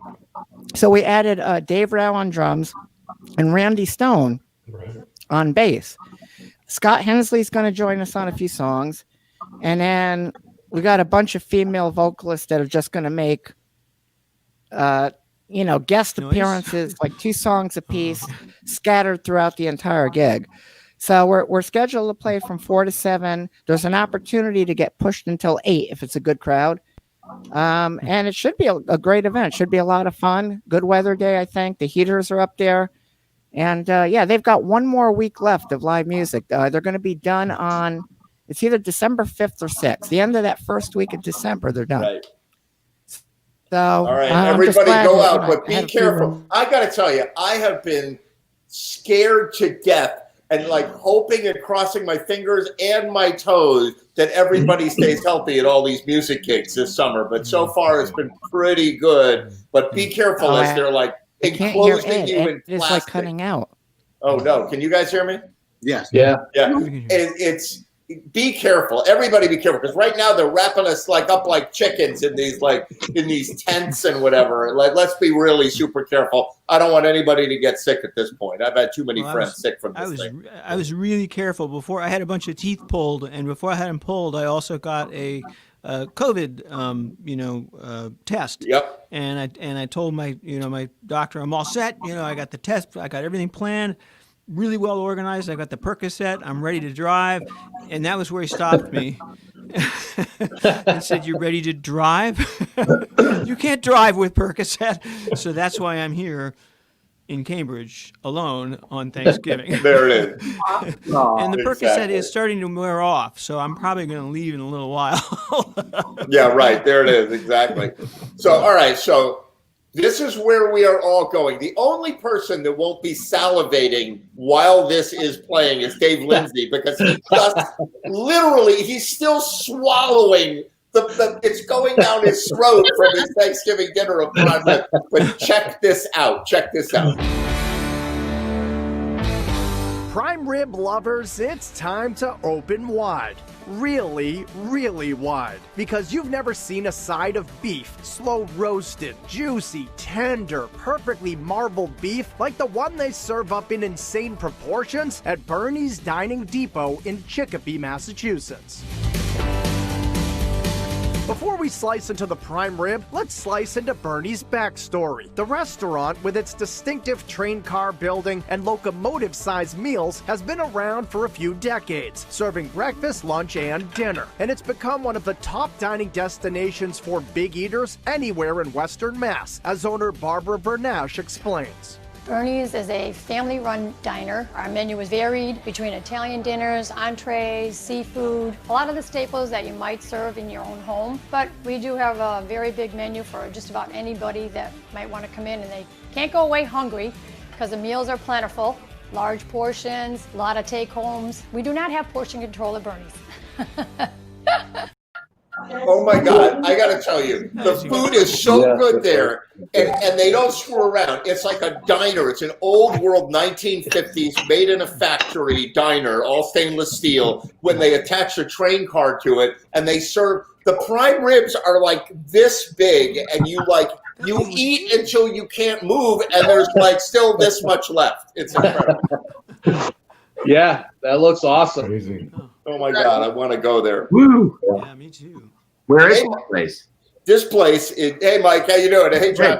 How you doing? This is Bernie's Dining Depot. It's in Chicopee, Mass. It's near where the Big E is, like just north of Springfield. And like Dave Platt says, there's not much other reason to go up there, but it's a long drive and it's totally worth it. Like, oh my God. I'm just going to do that for the whole show. I'm going to be like, crazy good. Oh my God. Oh, yeah. I now have a prime rib button. Like if somebody does something amazing. Did you ever see that movie, The Great Outdoors, with John Candy? Yeah. Oh yeah, I did. Yeah. Remember like the scene where they go into this like restaurant and he orders like the old 96er or something. It's like this giant steak that it's like the biggest steak they have. Yes, I definitely know that one for sure. Yeah. Oh my God. No, so here's Well, I'm what you glad do. glad I could provide some fodder for tonight's episode. You know, My God, it's so I didn't good. realize. That's what you got to do. You have to contrast. Everybody's had turkey. If I showed a picture of a turkey, they'd be like, all right, whatever. But, you know, it's the best. It's already iconic, you know. But so here's what I do when I go up there. There is an amazing aviation museum. Connecticut has this unbelievable aviation museum at Bradley in Hartford, at the airport in Windsor Locks in Hartford. And I go up there, I go to the aviation museum, look at cool airplanes for a while, and then go up, do the remaining like 35 minutes up to Chicopee, and it's totally worth it. I think there's an accordion museum up there too. No, there is not. There is. Yeah. All right, that's what we're doing. We're going aviation, accordions, and that's what we're doing. That sounds like a fun afternoon. Oh, Anything with my. banjos that is that kind of music? This is how happy I am. Everybody knows that the bird is aware, the weather bird. The bird is aware. There it is. Buttons are not toys. Buttons are not toys. We've lost control of Ed. Oh We're my gonna runaway God. train. Yeah, no, you know what it is? It's coffee. Like I had so much turkey that like the L-tryptophan is kicking in, and I'm like drinking my coffee. You know. Where are you, Ed? I am at my secret location having Thanksgiving dinner. My secret location in the state of Connecticut. I actually filled out the state of Connecticut form.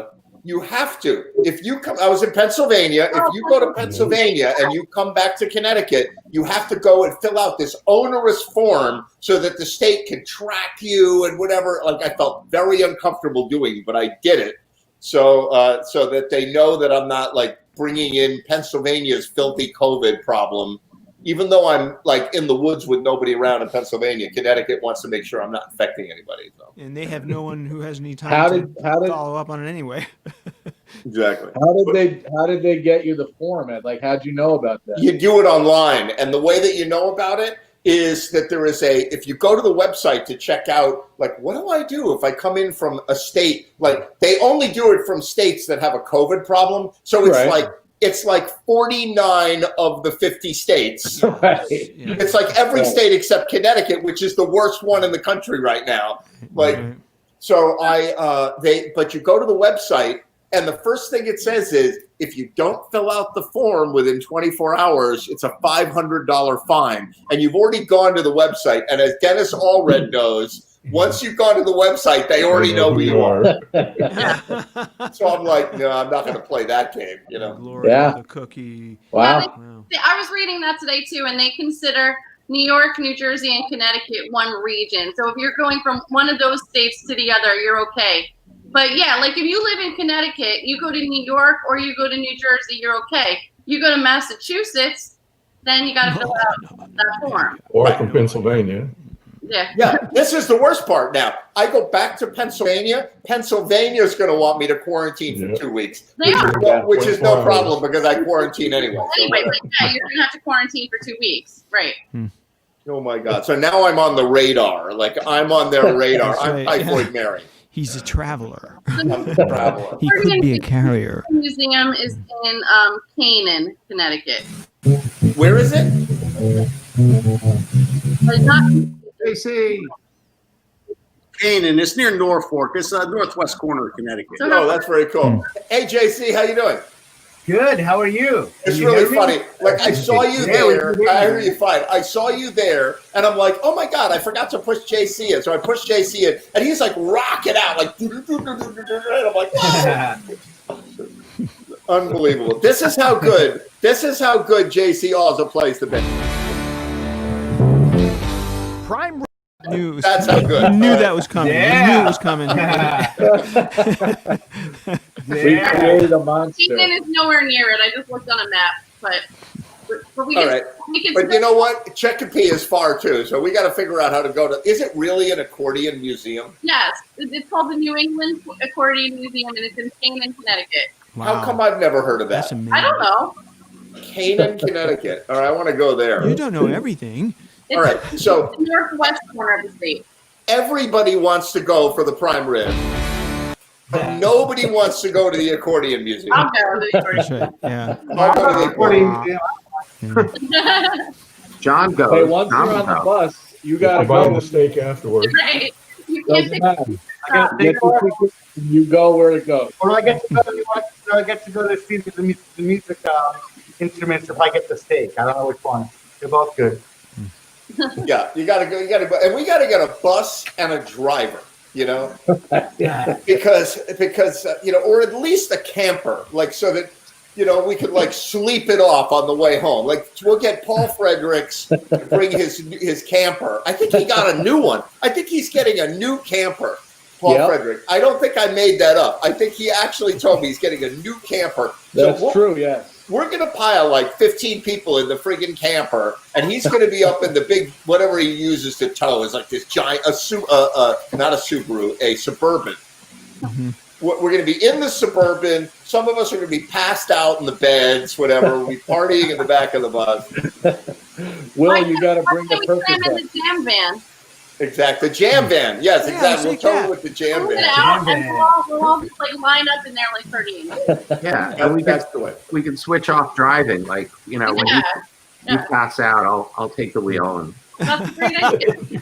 Always reassuring to hear a phrase like that. Hopefully it stops first. Here, hold my beer. Hold my beer. Exactly. hold my steak. Hold my I got to steak. tell you, this place, that Bernie's Tiny Depot, I cannot say enough good. Because, I am not, normally when you go for prime rib, it's at some fancy steakhouse, and there's a waiter who's filling your water all the time, and you're like, you know what? Just bring me a giant Fred Flintstone size steak. Like that's what I want, and they do it there. And it's not free, but it's not expensive like you think it would be. Like that giant prime rib, this one here. Prime. It's like 5 inches thick. It's like $50, right? So it's $50, but you can feed 4 people with it. Like seriously, feed 4 people with it. Mm-hmm. So it's definitely all right. I'm going tomorrow. That's it. Show's over. It's gone. Show's over. Goodbye. Whoa. Hey, I'm going to hit the road. Speaking of things going, take care, you guys. It's All been right. awesome. Good. Great to see you. Love Great to all see of you, Wilbert. I'll see you next week. Go get that turkey off the floor of the hallway. I will that after I get the Percocet. I will. He literally, So, for Ed, those when of you you who don't know what advertise we're the talking business- about, he literally intercepted when he was coming home or leaving or whatever, his neighbors having a fight about the turkey, and the woman threw the turkey out the door after the guy. Oh my god! Wow. I don't have that. I don't have a button that shows you that, but that's on my bucket list now. I'm thankful that didn't happen tonight to me. Exactly. Next year, I want to be dating a woman who will throw a turkey at me. And I know what to say. I know what to say to a woman to get her to throw a turkey at me. I have no problem with that. I just need somebody that has the to do it, That's a good goal for 2021. That's my goal. 2021, my life goal. You're looking for that moxie. That's right. A woman with the moxie to throw a turkey on Thanksgiving. Because you know what? She labored over that friggin' turkey and all that they had. Because you know what? He relented. He came back in and said, I'm sorry. I didn't mean to say, you look fat in that dress, or whatever it was, right? Whatever it was. But then all they had was carrots and potatoes and yam casserole. That's all they had. They did not have turkey. You got to make 2. Make 2 turkeys. One to eat, one to throw. That's right. Yeah. No. What he actually probably said is, "I'm going over to my other girlfriend's house for turkey." Wrong Now, answer. Ed, was this an uncooked turkey? No, it was a fully cooked turkey. So what did she have? Was she holding it with like pot holders? Was it right out of the oven? This is, you know what? The possibilities in my mind, like about how that happened. I am going to think about how that happened. Oh my God. You know? No, we have questions. Like, was it sitting a while so it was cooled down, not carved yet, but she could pick it up with her bare hands without getting burned? You got it. Somehow that happened. And can you imagine you show up at the emergency room, like, and your back is out, you have a big red burn on your back. And you're like, well, here's the thing. It's Thanksgiving. It's my girlfriend threw a turkey at me, you know? Turkey won't. Yeah, dangerous. And then what do you say to your neighbor, right, the next day? Because you know that your neighbor walked into the middle of your throwing a turkey at your boyfriend. What do you then nonchalantly say the next day? Like, hi, Will. Sorry about the turkey. Well, to me, Ed, like you'd say, do you have a sister? I know where to find. You know what? I bet she's single today. I can go up there. All you have to do is get her to stay with Hey, you. Ed, at least you know she has turkey throwing experience. Exactly. What's that, Sherry? Just get her to stay with you for one whole year and make Thanksgiving plans. So then you can have the whole setup. That's perfect. It's going to take a little while. You just have to be patient, but it'll happen. I just have to plan the breakup to happen Thanksgiving in a year, which is what the last guy did. Like, she goes Thanksgiving to Thanksgiving, I can tell you. That's what she does. Oh, my God. All right, I'm going to show a video. Which video should I show? Should I show Dennis's video or should I show Mikey Bean's video? Do the turkey one. The turkey throwing video. You mean this video? Everybody knows that the bird is aware the weather bird. All right, so no, I'm not going to show that one. No, I'm not going to. Oh my God. So anyway, let's see. I'm going to show Dennis's video. How about that? Okay. Which one is it? It's I'm going to show this one. This is the turkey video. Check it out.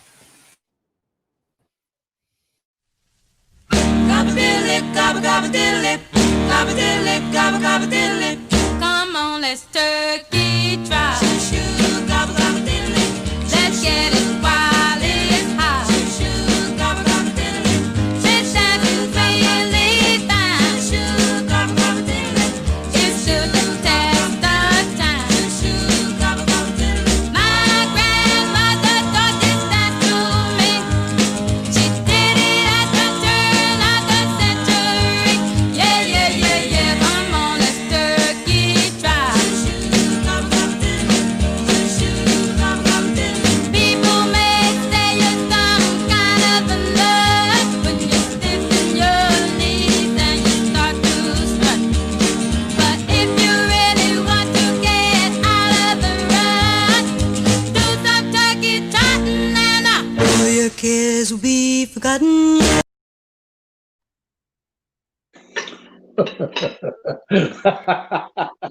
I just wanted to see Dave Lindsay eating his prime rib. That's all I wanted to see. Well, you know, I've been waiting like for the talking segments not to eat because I kind of felt like it's rude. Nobody wants to see me eating Thanksgiving dinner. But then the other part of me thought, well, maybe that's kind of like we're all at the table together, right? Exactly right. You know, I thought you guys feel free to eat something, and for a second I thought that was part of the video. Exactly. I thought it was like, oh, he killed one of the turkeys and now he's eating it. Exactly. Yeah, Charles from the Bird Index the other day, he came on the show and he had just ordered, this is called COVID. When you're rich in COVID, he ordered a Big Mac on Uber Eats and had it delivered to his house. And he was on the show eating this Big Mac, and he had Big Mac all over you, like the special sauce was dripping down and whatever. And he's eating a Big Mac. It was brilliant. It was brilliant. It was a thing, you know. So yeah, well, I'm afraid that if I give you any ammunition, it'll come back around to haunt me. You know. Exactly. So I don't know if we're going to lose. Are we going to get like copyright shut down over that video? Because how long is the copyright? That song was from 1965, which is over 50 years. Maybe the copyright's expired. I think it's older than that. Yeah, the song itself was like the 30s. Oh, really? Yeah. Because that rendition of it, I looked it up, is Okay. 1965. Yeah, Little Eva's version, right? Which is 55 years ago. So I think maybe we're going to be able to sneak by with that, you know. I heard a funny Uber Eats story. What's that? So on the radio, on NPR the other day, like someone called in and said that they were ordering Uber Eats from like McDonald's, I think it was McDonald's, and they like when they were checking off what they wanted, like they accidentally unchecked something, and the only thing that was checked was ketchup. And they received, so the Uber, the guy comes and they deliver a little box that has just like a pile of ketchup in it. That's right. Can you believe it? A box of ketchup. Yes. I'll have a Big Mac, hold the Big Mac, but extra ketchup. Probably didn't get much of a tip for that one. I bet. Uber Eats, like I can understand Uber Eats. I've never done it. I can understand Uber Eats, but like, wouldn't you want them to bring you like some specialty thing, some Thai food or some like a prime rib from Bernie's Dining Depot? You know, like that's what you want. That's what you want to see, right? What you don't want to see is like they bring you like a McDouble. Like they come all that way and they bring you like a McDouble. That's what you got. Chicken Joe's. What What about a McRib? I'll get a McRib. That's good eating. Oh my God. All right, here we go. So this song is Give Me 3 Steps. This is a video by man. ID Universe. And it's by Dave Lindsay. Who's in this video, Dennis? This is different. This is a different one, Ed. Oh, Dennis, no, that's yours. Yeah, that's Dave's. Right. 3 Steps is Dave. But Dennis I is haven't- in this video. I'm in it. Oh my God, I haven't loaded it up. All right, I'm going to play that one, and I'm going to load up yours in the meantime. Bob joined us. Oh, hey, Bob. How you doing, Bob? I can see you there. You're looking good. I miss Bob. I definitely miss Bob. I know. Oh, you're right. Give Me 3 Steps is not. I'm the worst show host ever. So here it is. Give Me 3 Steps. Check it out.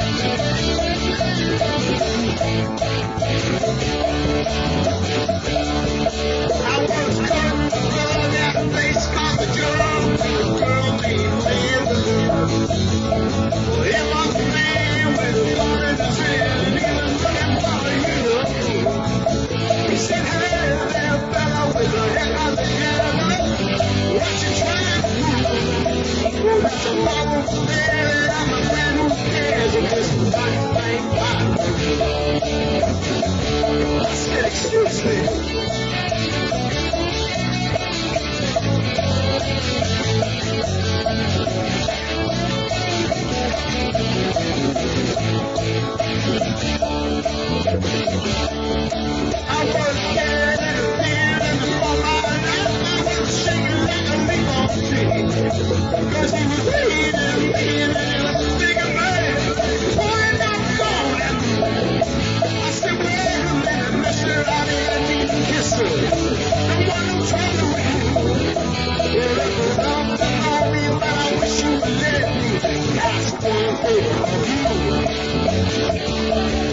Let's say, give it to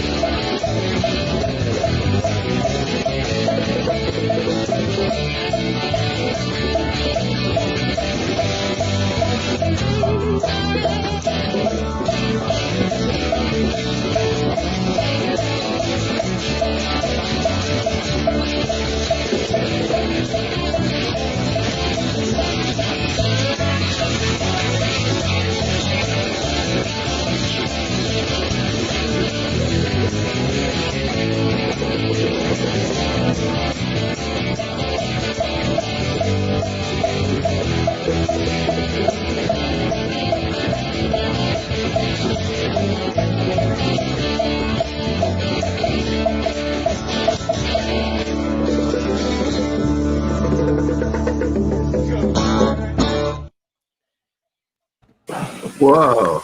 Oh my God. That's a When lot of did you music. make that video? Now, when did you make the video? This summer or let's do- What's that? when did you make the video? Was it made yesterday? Who made the video? He's Well, asking. we recorded that back in June, and it was just an afternoon. We were hanging out in New Canaan, I guess, at Joey Lane's house, and so we got together really for one song, which was "I'd Love to Save the World," Alvin Lee or 10 Years After, whatever, and. But then once we finished that one, we did a number of other tunes, and I had all this footage. I had put together a video of "We'd Love to Save the World" that we played back in July or August, I guess, probably in July, June maybe. And but I had all this other footage, so I finally got around to putting together that song. There's a couple more that might make it to the silver screen one of these days too. That was an optical bonanza. It was like, that was amazing. Well, you got to keep it interesting, right? Because otherwise, That was a nice cowbell that we did on the floor. That was cool.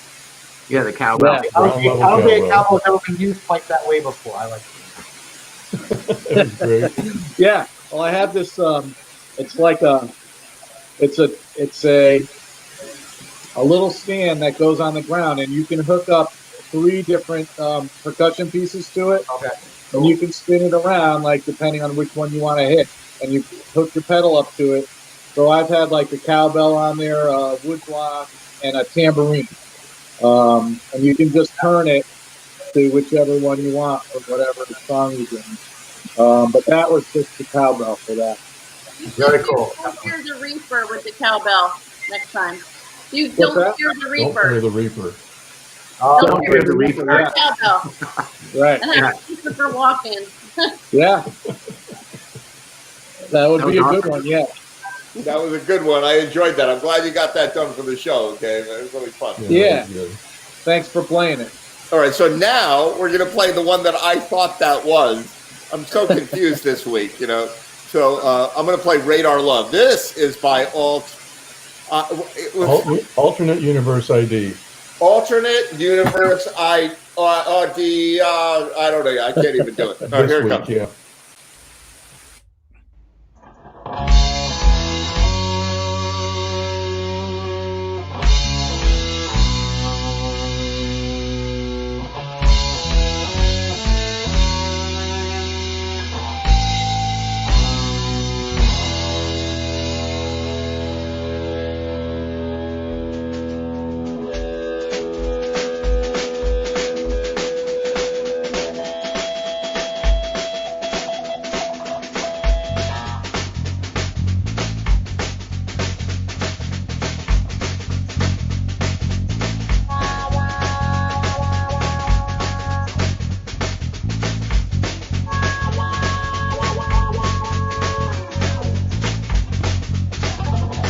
We're driving on and homewood on the wheel.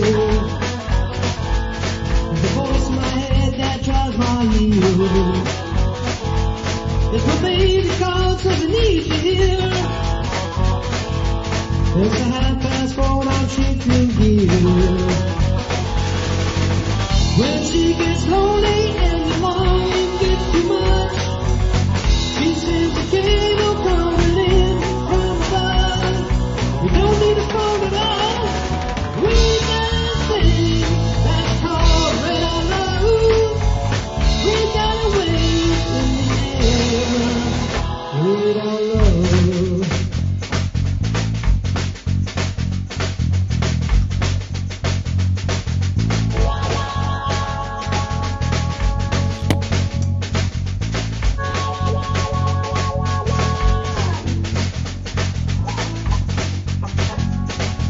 Radio plays a forgotten song. Ready coming on strong. Rose got me hypnotized, and it's speaking to a new sunrise. When I get lonely and sure I've had enough, she says comfort coming in from above. We don't need to wait at all. We've got a thing that's called radar love. We've got a light in the sky. Radar love.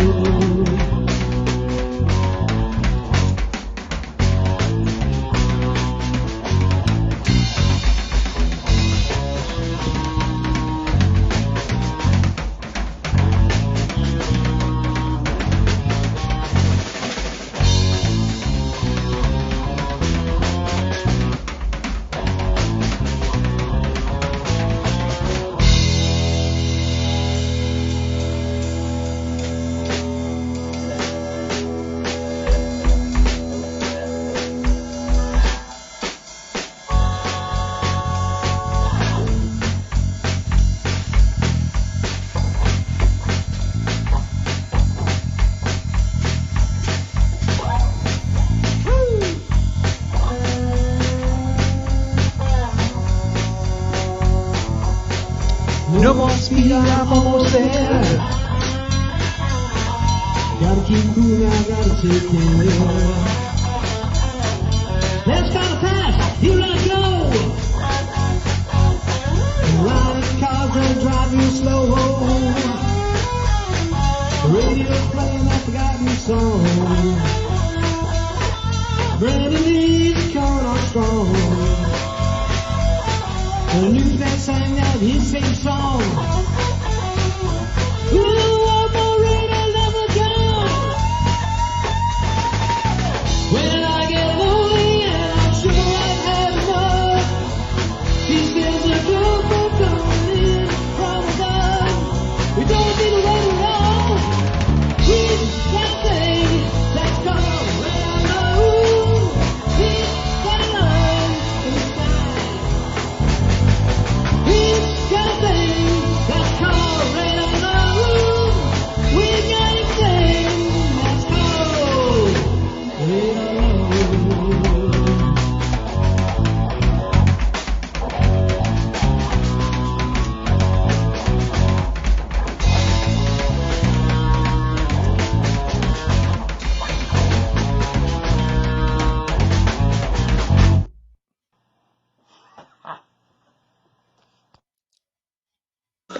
All right. That's great. Rock and roll.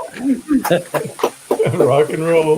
That's great. Now, wait a minute. So, did you send me another song with the word radar in the title? Because for some reason I thought I'd seen this, but I never saw it. Remember back on election day where you just run a lot of videos? I sent you one from 1993 called Radar Love by the Sass Band. That was So it. you're going, well, you sent me that one. No, this is a different one. Yeah, I can tell after watching. That's great. That's a lot of fun. Yeah, thanks. That was a lot of fun. Yeah. I didn't know Todd played drums. You know? Oh, yeah. How many people didn't know that? He does play drums very well. Right. He's originally a drummer, I guess. And we talked to him about doing the song, like on Saturday or Sunday or something like that. And he says, okay, I'll get to it. And then on Thursday, we said, well, we need it tomorrow. And he goes, okay. Now he knocked it out of the park right there, just that quick. Yeah. He listened to it for a couple days and just nailed it. That's pretty cool. Some tricky drum changes on that style from the one regular driving beat to that bump, bump, bump, bump, whatever. I didn't even know what you'd call that beat in there. Yeah. Yeah, that's a lot of fun. That's a lot Yeah, of that was a fun song to do. really fun. Thanks for putting that on. That's great. So you know what I just noticed while you were saying all that stuff? My mind, I must be ADHD or something, because my mind wanders, right? And I'm looking at this field of people that I'm spending my Thanksgiving after party with, right? Yeah. And here's my takeaway from everything that you just said, Dennis, right? JC Alza's hair is way longer than Sherry's hair. Yeah. Right? Yeah. And I'm working on it. I thought my hair was long, but I got some catching up to do. Oh my God. Is it quarantine style? if I lean really far. Right. Like Dennis and I might be doing okay together. Like we're all right. My hair was long. I let my 19-year-old niece cut it. There you go. Yeah, like maybe August. That puts JC in the absolute lead for the Thanksgiving hair growing competition. I did get a haircut, but it wasn't at like a salon or something. It was like, let's let my niece cut it. Good. All right, I'm in last place. Exactly right. You and Ray's getting haircuts. I don't know. Dave Lindsay's getting haircuts. My last Man, I can't compete in that regard. Wow, your last cut was third hair quarter of 2019. Third quarter 2019. Yep. Let me see. It's long. We're getting there. Yeah, man. Yeah, Right. mine's Right on. about then, but I Ed, cut I my can't own compete hair, in so a long I've hair been good contest, but throughout the I whole can pandemic. point to something important. Are What's you that, ready? Ray? Yep. Watch. Jam TV. exactly. Yeah, I was playing around with that. I was like, oh, I don't have the bug. It's called a bug, right? I don't have the bug on the screen. So I was like, could I put the bug there? And then I'm like, no, that sort of cuts his hat off. And then I saw Ray has this cool picture behind him. It's like he almost has his own bug. I'm like, ooh, Ray. There you go. That doesn't really, that almost works, That works. That doesn't really work. That's not good, That's some Mike Lewinsky. Yeah, so Ray wins the Ray bug wins thing. it. Yeah. Well, I didn't know that you can move that around. Last week when I saw Holly play, I'm like, how did Holly get one of those for her room? Yeah, exactly right. I said, well, she must be special. You should start selling your poster, Ed. You should just start making that available and letting people hang it in their homes. That's right. Yeah. They're collectible. They're expensive, but they're collectible. So A mouse pad. there you go. And $50. Mouse pad, you put it on your wall. Exactly. $50 more if you want to be in the picture. There you go. Exactly. Yeah, mouse pads, So- drink coasters. All right, I got a T-shirts. last minute productions video here. Toilet paper, Jam TV toilet paper. Jam TV toilet paper. Can't afford that. It's going for too much. Brilliant. One sheet per. Like. Right. Ooh, that's good. I'm making that. That's awesome. So, all right. So, last minute productions. It's Cinnamon Girl. Tell me about that, Mike. Cinnamon Girl. So we got Johnny Snyderman here, Johnny Ben on guitar, JC on bass, my buddy Christian Dreyer from way back in the high school days came out for this one on guitar, and we have Ray on the Hammond organ, and it's a whole lot of fun. And Cinnamon for the holiday. Don't forget Kieran Mulvaney too. And Kieran, I'm sorry, Kieran. Yeah, Kieran is on lead vocal, and John is singing backup vocal.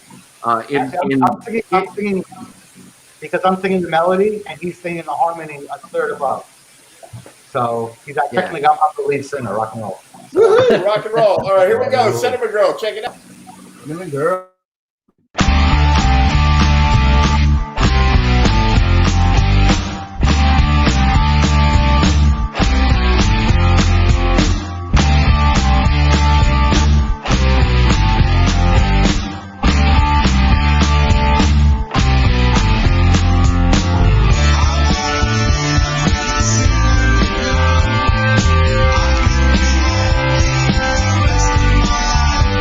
Thank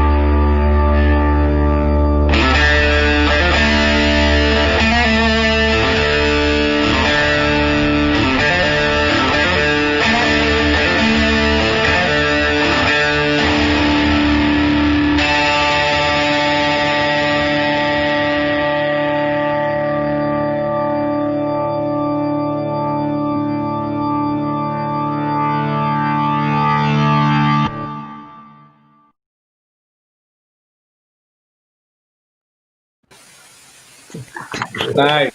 Good job. Really nice. That one was great. Thanks. Yeah, awesome. Good. Hey, Mikey, did you have to cut those shapes out that each person was in? Yeah. Or are those No, like pre-made? so I got those like they're called they were Illustrator files. They were grunge shapes. They're called grunge shapes. And okay, I took those and turned them into transparent PNG files, and then used them as this is all nerdy stuff. But I brought them into the video editor and used them as an alpha channel on top of each video, so they like mask. Yep. They mask, you know. Yeah. No, I just didn't know where you got the shapes from because I they can were send cool. them to you if I you like want. I sent them. Actually, I just sent them to Dennis. just send them to me. Yeah, they're cool. They're like little grunge shapes, you know. Yeah, it was a fun. That was a fun one to do. We banged that out in I think like less than a week and a half. And the Hammond organ came in like yesterday, and then it was fun. JC, man, you nailed that one too. That was Thank great. you, man. You guys sounded great, bro. Sounds really good. Yeah, I was talking to that Mike came last out night. really, really well. And Mike has been doing a lot more of the audio work on that lately, and he did all that. The audio sounds fantastic on that, Mike. Really nice job. Thank you, Ed. I really appreciate that. What most people don't realize is how much goes into these videos. Anybody that has put any video together, and I mean this guy and that guy and that guy, and Dave put one together, and like, you just to make a little video is so much work and so much like it's like knitting something together, and and then you're like, wow, I put 20 hours of work into making this video, and people are like, oh, that was good, yeah, awesome, all right. And that's something I've been working on for like months and months, and it's a 3-minute song, and one day it'll be done. Right, because you're like, it's never done. Yeah. You know what blows my mind? Like What's output that? channels or whatever. I'm just like stitching things together. But anyway, one day I'll be done. Well, I mean, one thing that blows my mind is like this stuff that we're doing. It like when you compare it to stop motion animation, is like child's play. It's like nothing because what's his name? Tim Burton's like stuff. They'll spend like 4 months on a 10-second scene in a movie. Right. You know, just Let me tell you something. I went to film school. Actually, I actually went to film school in Boulder, Colorado, and there were these guys. So the way that what happened was, all right. So I went to University of Colorado for aerospace engineering, and within a year, I'm like, fuck this shit. I am not doing aerospace engineering. It sucks. So I joined a band and whatever. So I was in the theater department, right? And they were a bunch of the students were like, hey man, you're a musician. You want to do like soundtracks for the film guys? And I'm like, all right. So I went over to the film department and I'm like, anybody want to have a soundtrack for your film? And they're like, sure, we want a soundtrack for our film. And I would look at the films and I'm like, these guys are awful. Like every one of these films, if YouTube was around in those days, it's like there's nothing this bad on YouTube. Like they were all awful. So I'm like, all right, I've got to I have to switch to film to become to save the film department, right? So I switched into film and my father's like, oh, hell no, you're not going to be a filmmaker, right? But then I was like, oh, Dad, no, I'm not going to be a filmmaker. I'm going to be an animator, right? And then so I took a class in animation, and I looked at all of the other guys that were men and women who were in the animation department, and I quit. I dropped the class because they're weirdos. Animators are like, they will literally spend a week making a half a second. Wow. Claymation and drawing and like it's insane. It takes a certain kind of weirdo to be an animator. And it takes a certain kind of weirdo to make collaborative videos because it's so much work, you know. I always wanted to do cartoon voices. Ed, I just sent you a link. I'm not sure Yeah. if it's just like a static web page. I'm not sure if it's something that you can share or not. But I want to tell you about a friend of mine who I knew years ago. Whose name was Dave Hunt. He passed away. A couple years ago, but I knew him from a group of friends, and he did photorealism. So he would take a photo and he would make a painting that looked like a photograph. And one of his most amazing paintings is of an empty Coke bottle. So like he painted a painting of clear glass, and it looks so real. So I just sent you a link to like a little article about him. He was an inker for DC and Marvel comics, and he has like quite a resume. He's quite an artist, and I don't. Are you able to see it? Yeah, I'm sort of scrolling through it a little bit, but it's you know what? I'm not able to put that on the air. I can't figure out what button to push to make that happen. But anyway, you know what? Hang on. Well, just play roast beef one again. Yeah, right. Exactly. Yeah. I don't know if you see. Can you see that at all? What am I looking at there? To your right. That's a painting? Yes, that's a painting of. Yeah. I'm sorry, I can't really figure this out, but Like a TV and a that's couch. a painting Chair. of a photograph. And so I was talking, you know, I used to go caving when I was like 19 years old, and I was like caving group or whatever. What? Like spelunking? Spelunking, yeah. Spelunking, yeah. I'll send you pictures at some point. Wow. But, anyway, I knew him from that group, and I talked to him, and I was like, well, how long does it take you to make one painting, right? And I don't even remember how big his paintings were, but he said he would spend hours and hours and hours on 1 inch of the painting. I'm like, I don't have the brain for that at all. I certainly do not have the patience. I'd be like, squirrel, you know? Yeah. Well, I don't know. For me, it's fun to watch everybody evolve as filmmakers because, you know, 11 months ago, everybody but Ed Train was not thinking about filmmaking at all. Right. And now you guys are like such great filmmakers, and you're learning all the tricks and the ins and outs of the software. It's like every production is better than the last one, you know? And so, I mean, you're going to come out of this with skills, right, that you didn't have. And so, Once it's all over, you guys got a big job. That's absolutely true. And you know what? I'm not going to get the vaccine just so we can keep making these. Yeah. I would get it, but I'm not going to get it now because I want to keep making these videos forever, you know? You're on your own, man, on that one. I'm going to get the vaccine. No, I take it back. I'm getting the vaccine the first day. As a matter of fact, my friend in Colorado, Ross, has had some medical problems, right? So he's like, he's going to get the first one in America. It's going to him. Like, they're going to be like, here, you can't have COVID ever. So here, you get the vaccine. And I'm going to get the second one. And then we're going to get on our bikes that are stuck out in LA. We're going to ride down the Baja Peninsula like, yeah, baby, woo! Oh my God. And screw the state of Connecticut and their stupid form that they made me fill out just to come here to eat turkey, you know? Oh my God. You know what while I was doing this, I was scrolling back in time because I want to find like an early video that we did. I know I've got some early videos that we did, but it's really come a long way. Like Mike is doing animations and overlays and like all these crazy things. It's really very cool. If you guys remember that, I don't know if you remember that Give Me 3 Steps video. So there's one point where the Leonard Skinner logo goes across the screen. Yeah. And it's a mask, so you can see the band through the logo, right?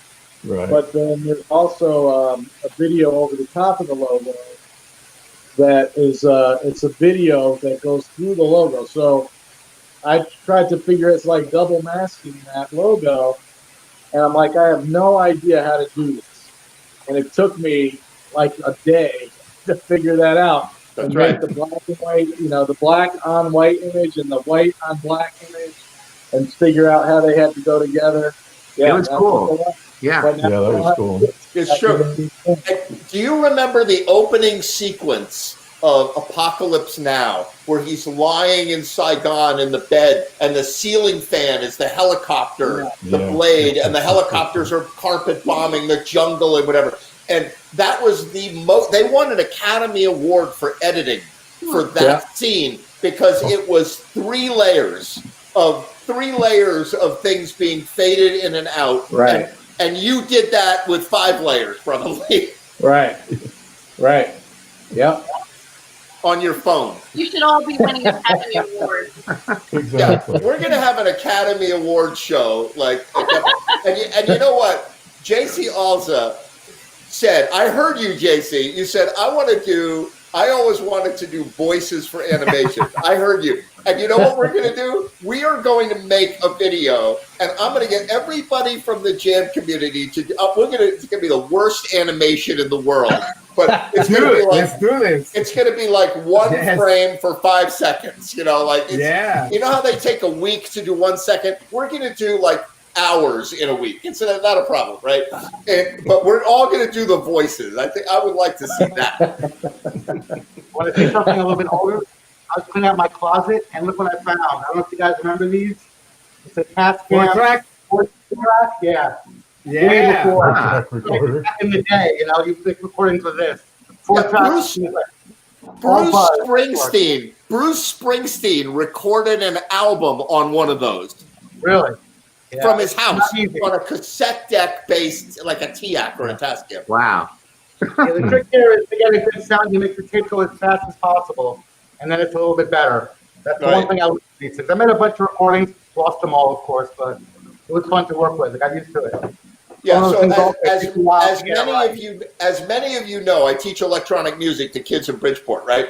And so I have tried to explain to them what we used to do with recording. I was like, so do you guys know what tape is? And they're like, tape? What do you mean? And I go, well, you know, like duct tape? And they're like, yeah. And I go, well, that's how we used to make sound. And they're like, on duct tape? I went, no. like they made this. I swear to you. What was that? What is that? I have no idea. It's been like 20 years since I looked at it. It's a Oh, it's a cassette. cassette. It's a cassette. Which is very Right. cool. There's probably some music on here, but I really probably won't work. So I'm I don't remember. explaining to these kids who are like 15 years old, I'm explaining them that they made this tape and they put metal particles on the tape with glue and then they ran it on reels and they're like, are you out of your freaking mind? Like, and I'm like, that's how we made music like 5 years ago. You know? And imagine they don't have to bounce any track. They don't have to worry about putting the bass and the kick drum on the outside tracks because of the high frequency loss. Exactly. They don't have to worry about any of that kind of stuff. Also, Then just like way back when, like you couldn't. I think this is the way it used to work. Like when you did the master thing, it was like the guy was there turning the faders up and down and like adjusting the knob. And when it went to the tape, like that was the master. Like you couldn't go back unless you wanted to have that guy sit there and do it again. You know, like in real time, like while all the tracks were playing. Right? Isn't that like? Yeah, pretty much. And then they did have doing that. Yeah. Before they made automation for mixing consoles where the faders went up and down. The minute before they had that, they had a console that all you could automate was the mute button. So that like just before you start singing, it unmutes you so that you don't get the noise. And that was $350,000.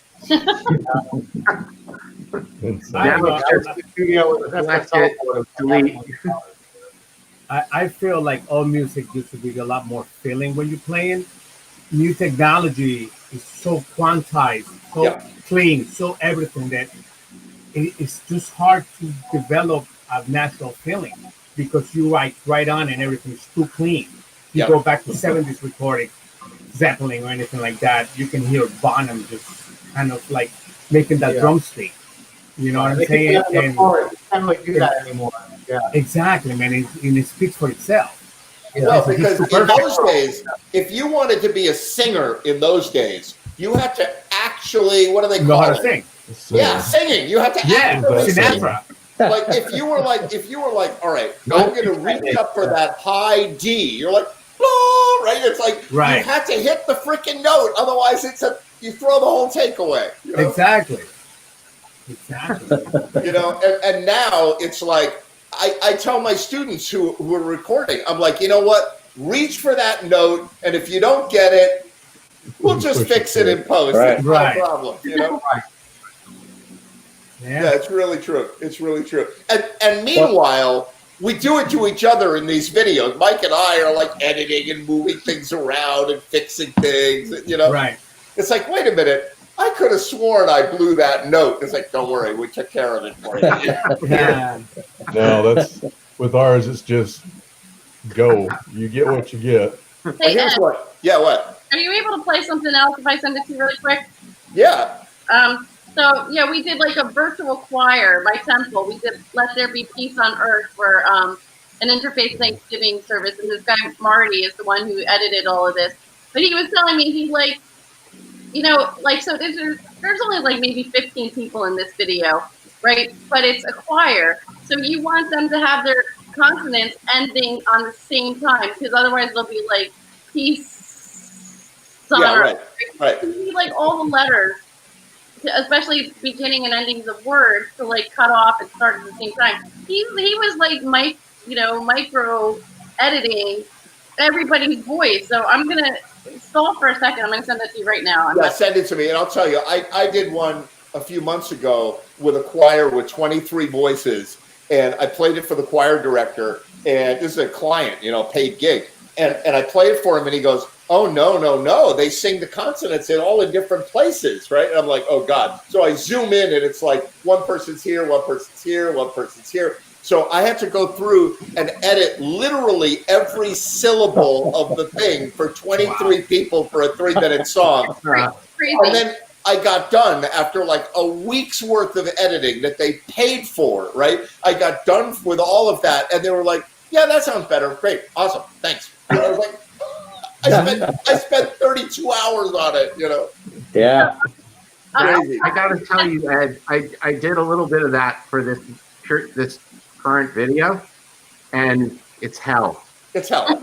It's own your own. At the end, It's a you're lot of proud work. of your work. You're proud that you are able to do that. But it's like walking from South Africa to Sweden. It's like, it's monumental. The amount of. I can't even imagine, like, I did it with 2 vocals. You did it with 18 vocals? Oh yeah, no, I did it with 23, and then and I'm about to do one for the same choir, and there's 26 people involved for Christmas, and they're like, "Oh, you can do it in 2 weeks, right?" I'm like, "Okay." Okay, so this brings you full circle back to last week. This is the downside of using Ableton, is you can do that stuff. That's right. Yeah, get Audacity. You can't do it. You can't. There's no way that anybody can ask you to fix it. You know. Oh my God. So did you get it, Ed? Not yet. So check this out. I'm going to play this so I can check out Cherries, and I wanted to play this anyway. This is like, you remember like when they first started doing recordings, and they're like, right, like back in the old. This is the last minute production version of that.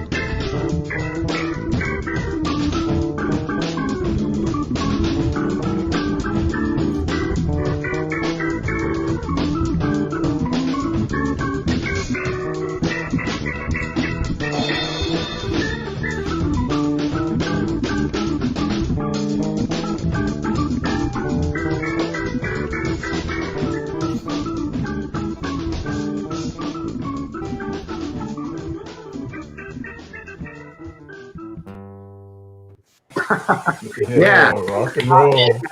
Was that the first one? Yeah, that was the first one. Very first one. That was Yeah. the first one. That was the video to beat. That was the video to beat. Exactly right.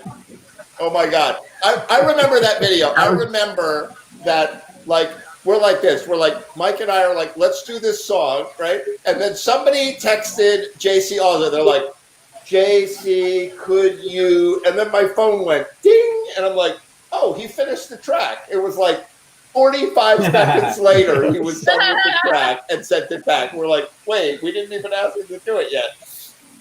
Yeah.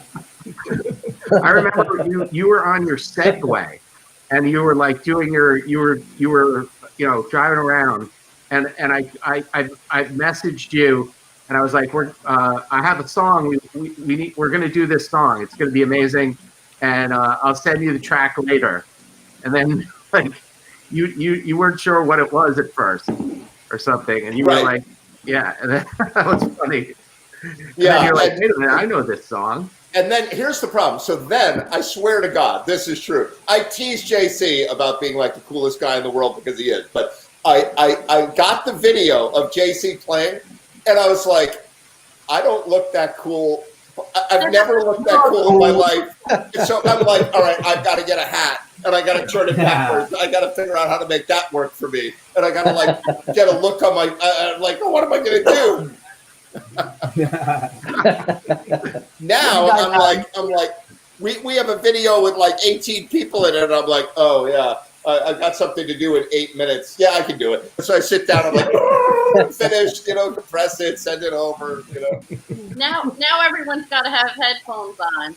So even like when Steve and I did that Feel It Still video, my headphones are not connected to anything. They just look cool. So, there it is. have headphones on. True confessions, right? Yeah, that's exactly right. And you know what? Wait. Yeah, there you go. See? Now he's cool. That's right. The headphones. Mikey, when'd you get here? Exactly right. Exactly. The headphones just make you, basically the headphones. It's basically like a hair barrette that like a high school girl would wear. That's got like little jewels on it. That's all it is. But it's got cans on it, so it looks cool. It's you know why? Because that's what the guy wore. That was like in charge of the rocket ship launch. Like he had the headphones on, Right. And like everybody was like, that guy's in charge. That's right. And they weren't real. He was just wearing them for the style. For the looks, yeah. Guys, I gotta go. I actually have to work tomorrow. Same here, guys. That's not even a real Great thing. to you. Oh, my Lord. God. Happy Good to see you. Thanksgiving. Good to see Happy you guys. Thanksgiving. Everybody. Happy Fantastic. Thanksgiving. Oh my Take God. it All right, easy, so guys. check this out. I'm going to play Sherry's piece. Okay, can I preface it? Can I Yeah, explain? go ahead. Okay, so every year at St. Matthew's Church, there's an interfaith Thanksgiving service, and so it's our temple, the Temple Shalom in Norwalk, and St. Matthew's Church, and all these other churches get together, and we always end with "Let there." This has been going on for years. We always end with "Let there be peace on earth," and like every single person in every single church choir, and the whole audience is all singing this in like 4-part harmony. And so they did the whole thing over Zoom this year, and everybody recorded like their prayer and their piece and whatever they were saying, and then they stitched it together and boom, big virtual service. So this is singers from St. Matthew's Church and from Temple Shalom in Norwalk. Yeah, and in order for you to play this on the show, you sent it to me by Facebook Messenger. Yeah. I put it in YouTube. I ripped it using a website. I downloaded it to my hard drive, but it was in the wrong file format. So I transcoded it into the new format and then imported. No, I'm sorry.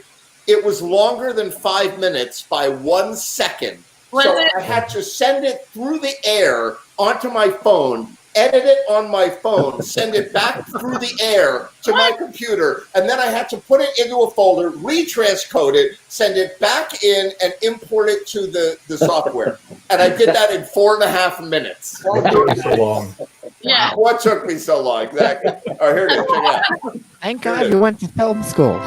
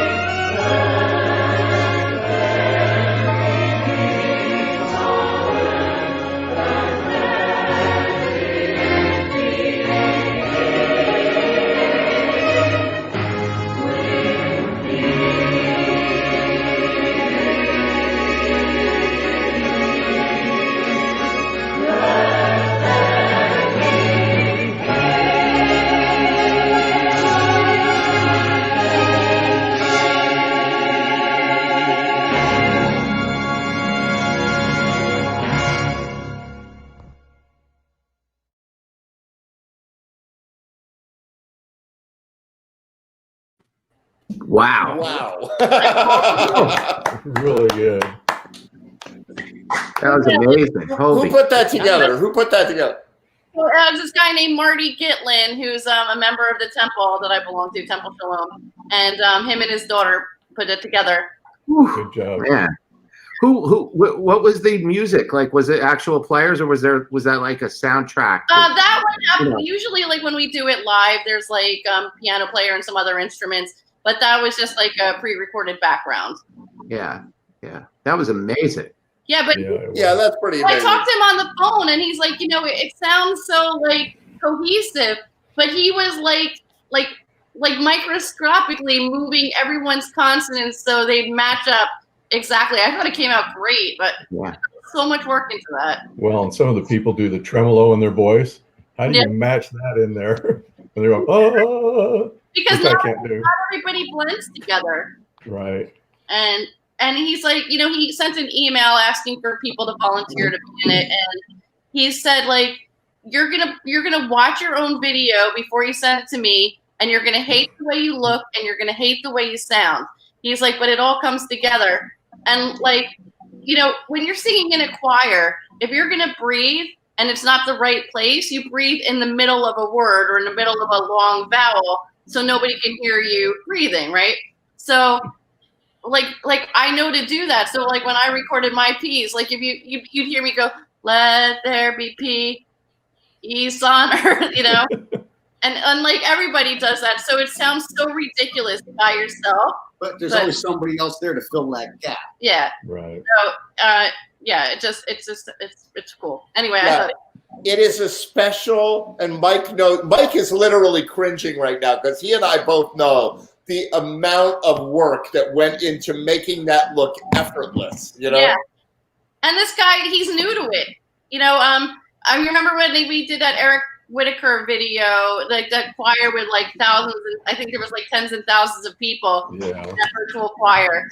He did that, 17,000 or something Porter like did that. that. I did it, and a whole bunch of our friends. And they got inspired to do that because of COVID. And they worked and worked and worked and worked and worked to get it, and neither one of them are like video producers or editors or anything. It's really unbelievable because like what I learned from this last video that I did is like when I'm matching up horn lines, that's easier than matching up vocal lines because like you have two different people, they may say the same line like in a completely different way. That's right. Even if they start at the exact same time, they may not like the way that they enunciate or the way that they just the sound is coming out of them. Yeah. It may not match up.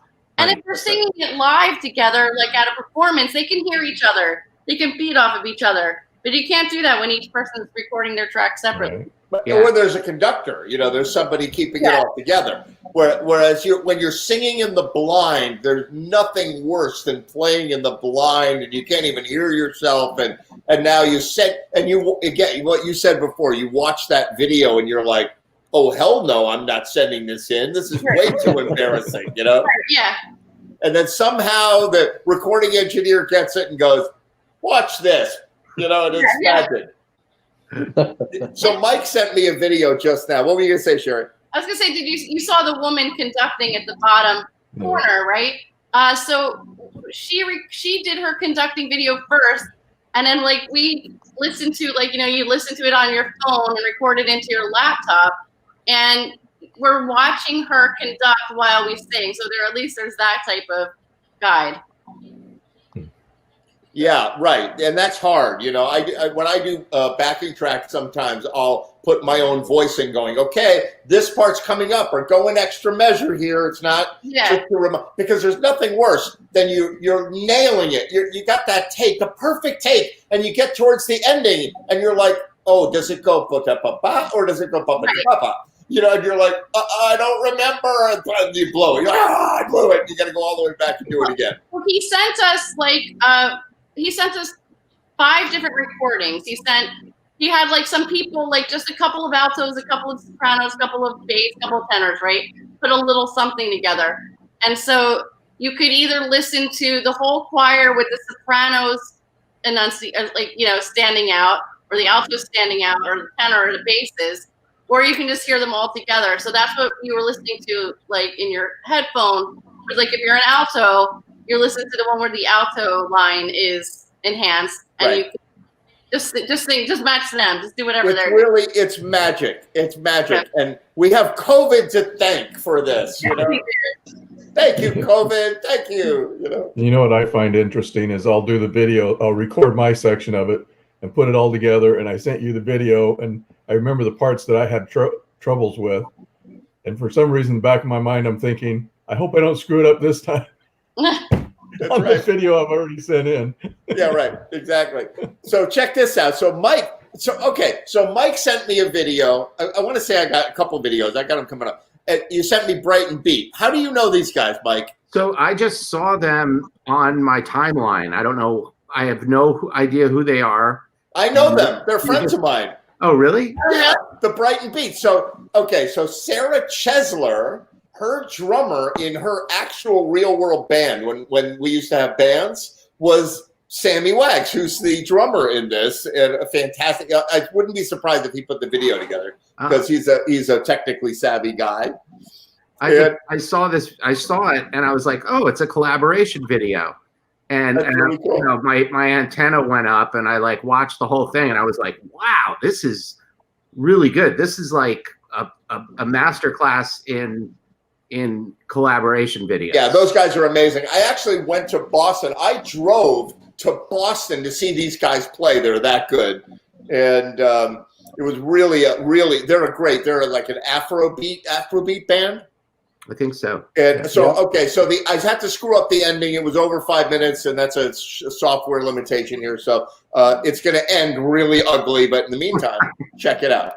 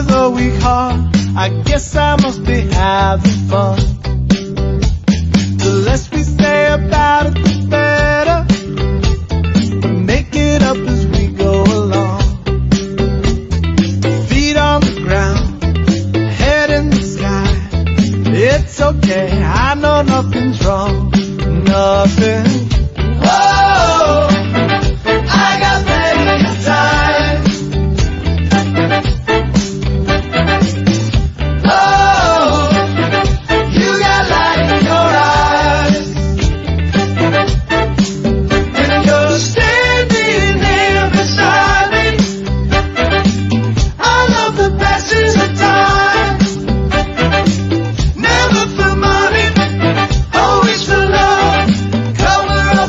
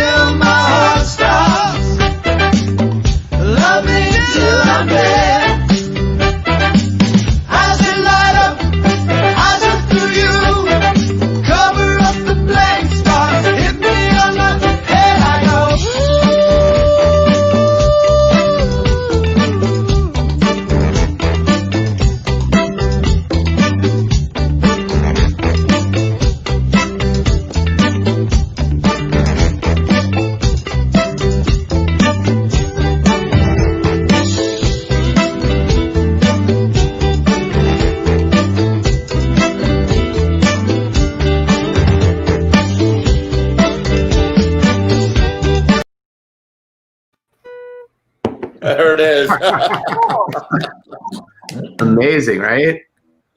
Oh my God! Yeah, that's Sammy Wags. I wouldn't be surprised. The guy who was doing the singing with the multicolored shirt. He plays drums for Sarah Chesler and her band. He's phenomenal. I never saw him. I never heard him sing before. I've never seen him sing before either. No. Yeah, he's the nicest guy. What a He's a bunch good of dude, talented people. I love the kiddie pool. The guy sitting in the pool playing the horn. There's And so the many. I mean, Got the face mask on, little candles in the bathtub.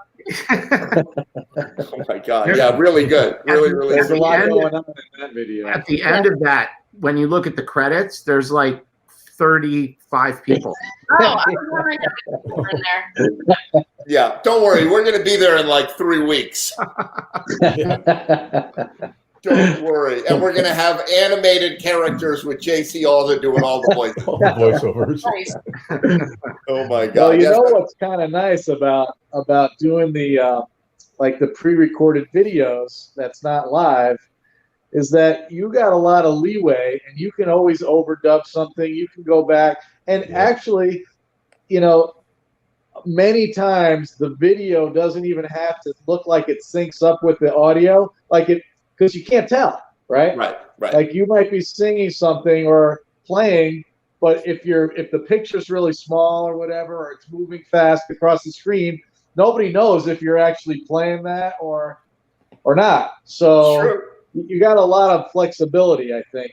You know, And there's a lot of opportunity to do like fun things. Like in that video, you'll notice like there was a scene where there was a woman like cooking, Right. and she was singing. You know that she sang that track like separately, and and then they filmed her doing that and kind of singing it. Oh, you know, No, singing it. the only person that knows that is you and me. Like you, everybody else is like, oh, she must have been cooking and singing. But if you make these, you're like, oh, wasn't wearing I didn't see a headphone there. I didn't see a headphones. And now you know what it's like to be me going to the freaking movies. I'm like, wait, how did they get that shot from the tree? And it's a blimp or a helicopter? How did they? That's the worst part, watching things and you say, oh, I like that transition. How'd they do that? The people are like, you're an idiot. What are you talking about? Like, you know, I just saw this really cool thing. Sorry, Dave. I saw this really cool thing about green screens, right? And they were showing a scene from The Matrix. You know, where Keanu Reeves is like bends backwards and the bullets are flying by. And I'm like, all right. So they showed how they had him bend backwards. They had a guy and with a board, and the guy's in a completely green suit. Yeah. And this board is green, right? And Keanu Reeves is leaning up against the board, and they just kind of bend the board backwards so he can rest his back on it. And then they cut it all out. And I'm like, wow, that's really cool. That is really cool, you know. Yeah. And again, that's the really old-fashioned way to do it, because now they just make a 3D model of Keanu Reeves' body, and they just bend it any way they want. You know, it's like old school. Like, I can imagine these actors sitting around in a bar in LA, and they're like, hey, you know, I actually did that bend. There was a guy with a board, and I leaned up against it. You know, like the guys now are idiots. You know, they don't do that. I've often wondered, like, when they do a movie like an Arnold Schwarzenegger, they've completely scanned his entire body. Like they have his entire being in a digital format where they could do an entire movie with him and he wouldn't be in the movie. Right. They have like his voice. They have like every syllable of him saying A, B, C, D, E, F, G, H, I, J, you know, every word that you can imagine. Mm-hmm. So would he get, you know, I wonder what he got paid. You know, does he get paid if they make a movie? Obviously he does. But, yeah, they got this new thing now, right? It's called an iPhone, and it's got Face ID, which shoots 10,000 dots on your face. And you can basically, Apple owns your image in 3 dimensions, you know, so the future is scary. What were you going to say? So years ago, there was a movie, Martin Lawrence was in it. It was called College Road Trip. So Double Dutch Productions is the company that made the film, and so Double Dutch Productions paid me like $700 to run cables through my front yard because they were filming on my street at my neighbor's house across the street. So I got to watch them shoot like 4 or 5 days worth of scenes for this movie. Movie making is so completely non-linear. It does not go the way that you think it does. When they do scenes, they don't do them in what order makes sense. They do it in what order is most convenient for them to shoot the scene. And they will shoot daytime scenes at night. They lit up the street so bright that you could not tell that it was 10 o'clock at night. It was like being there in the middle of the afternoon. And the thing that struck me about the whole process was just how non-linear it really is. Things are shot so out of sequence, and it depends on the weather and the traffic that day and this and that, and there's so many things that drive it. And the catering tent was off the hook. I got the benefit from that. And it was interesting, to watch the whole thing. And my house actually, the house I owned at the time, actually appeared in the movie for like 4 seconds or something like that. But it was interesting to see the actual movie making process like live in person. There's this Netflix show that we watch, and they were saying like they were interviewing some of the actors and like about them filming it, and like it takes place in an apartment that has a balcony, and they said like the scenes inside were all filmed at once for like the entire season, and then like so if there's a scene where they're like, hey, let's go talk about this on the balcony. Cut, and then like months later they'll film the conversation that took place on the balcony. So you're trying to remember what did you just say in the living room to like now to have that flow, Oh wow! Oh my God. All right, you ready for this? I'm going to blow all your minds right now. You ready? Yeah. From the Brighton Beat, Sammy Wags. Hey, Sammy Wags. That was a great video. I actually know most of you guys. This is great. Yeah, it's funny. So Mikey Beans, who's sitting next to you right there, sent me a video, and he's like, you got to check this collab out, because he and I make collab videos, and Dennis makes collab videos, and Dave Lindsay makes collab videos, and Dave Blatt makes collab videos. And so I've seen some of those collab videos. He said, you have got to see this one. I don't know these guys, but they made this video. I'm like, I know that guy. I'm a drummer too, Sammy. I'm a drummer. So when I saw you playing the drums, and I saw you playing the drums, and I'm a drummer too. So like, and I saw it's a collaboration video, and here's this guy playing the drums and he's singing, and I was so impressed. Well, it's the very first thing I've ever put out that I've sang on. I am not a singer in any way. For those of you who know me, this is a new venture. Drummer, it was amazing. Sure. We were amazed. Yeah. Well, thanks for checking it out. It's been doing so well, and I couldn't be happier. Let's hope it gets to David Byrne. I know exactly. The funny thing is that Mike sent me that video like 15 minutes ago. He's like, "Oh, you got to check this out." And I put it on the show and played it and wrote you, and here you are, like the magic of television. I know. I get a message from Ed Train. I'm like, I love Ed Train. Whatever Ed Train is doing right now, sign me up. So where are you these days, Sammy Wags? What's going on? I'm right north of the city. I'm in Bronxville, New York. Actually, right. I'm in Worcester, Massachusetts, with my girlfriend's parents. We're keeping it very small, very low key, but we came up and are doing a thing for the weekend. But and just north of the city, which usually for many years was like it's 20 minutes to get to Midtown for me. So I work in the city playing music 3-4 nights a week, and then with the whole COVID thing, it was like, oh, this is amazing to be outside of the city. So it's kind of been the best of both worlds, thank God. Yeah, and the cool thing tonight, you got to say to your girlfriend's parents, like, you got to be like, oh, excuse me for a minute. I've been invited to be on a TV show. I've got to go. I'll be right back. And you went in the other room, and there you are. I was like, excuse me for a second. Oh, my God. Yeah, it's really good to see you. It's great to see you too, man. It's really cool. As a matter of fact, you want to help me do a collab video, Sammy Wags? I would love to. I'm all about it. So let's hope she's not watching. But Sarah Chesler and I are working. We're doing a Prince song. We're doing a real called, which is Alicia Keys covered the song, but it's originally the B-side on the 45 of 1999, which is called "You Don't Call Me Anymore." I know that song. It's a great song. And I was going to do it on Rhodes Electric Piano and Hammond organ, and I was saying, I would love to get a percussionist on that, but I don't know who I could, because it's real tasty and whatever. And I'm like, don't tell her, okay? I know it's on TV, but don't tell her. And that's a great idea. And I'll send you the collaboration. I'll send you the tracks, and you could do that, and it'll blow her mind, you know. So down. That sounds. Unless she's watching, in which case she's like, "Oh, those guys," you know.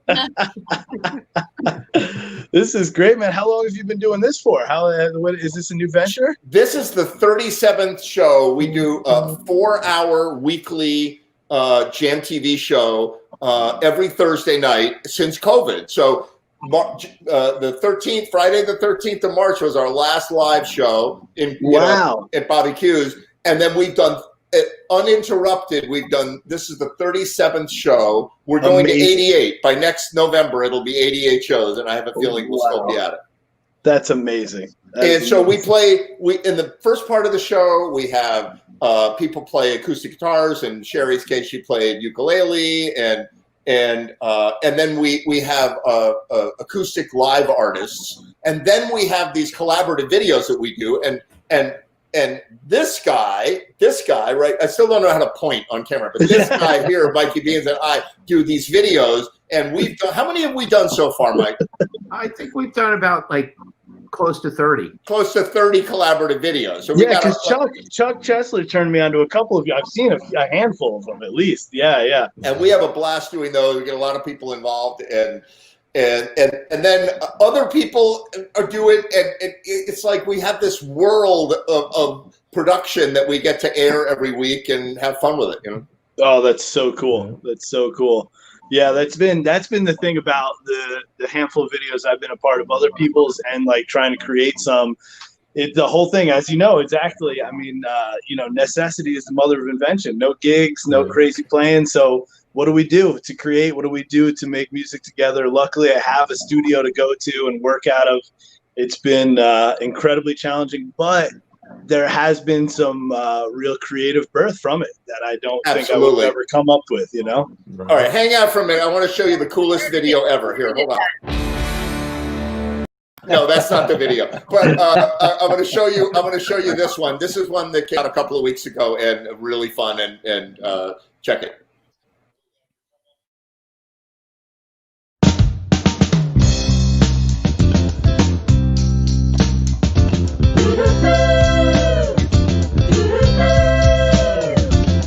Tell me how can you get through when you can't remember who you talked to? Concentration just slips away, 'cause your baby is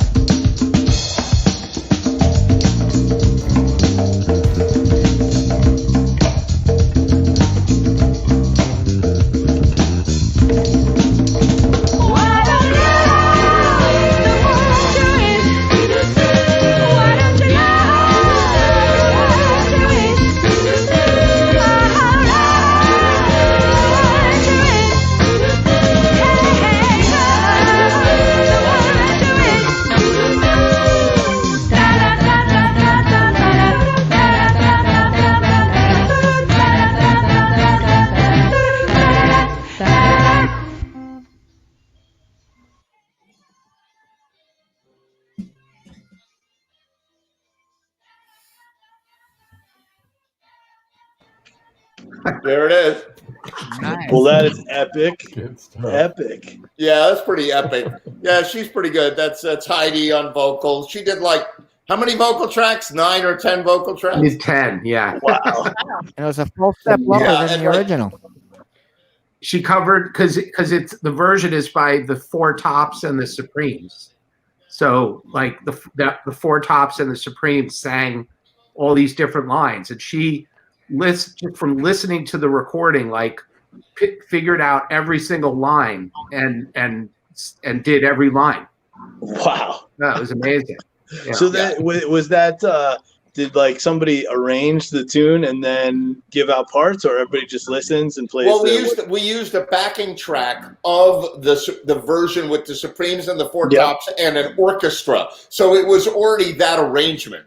Wow. Yeah. Epic. So no, we didn't arrange it from scratch. We used the original track as the backing track, and then Mike stitched it all together. It was really phenomenal. That's awesome, man. It sounds great. It's great to hear you play, man. Oh, it's fantastic. Yeah, we have a lot of fun. All right, we're gonna work on one together. So Ray Simonelli sent me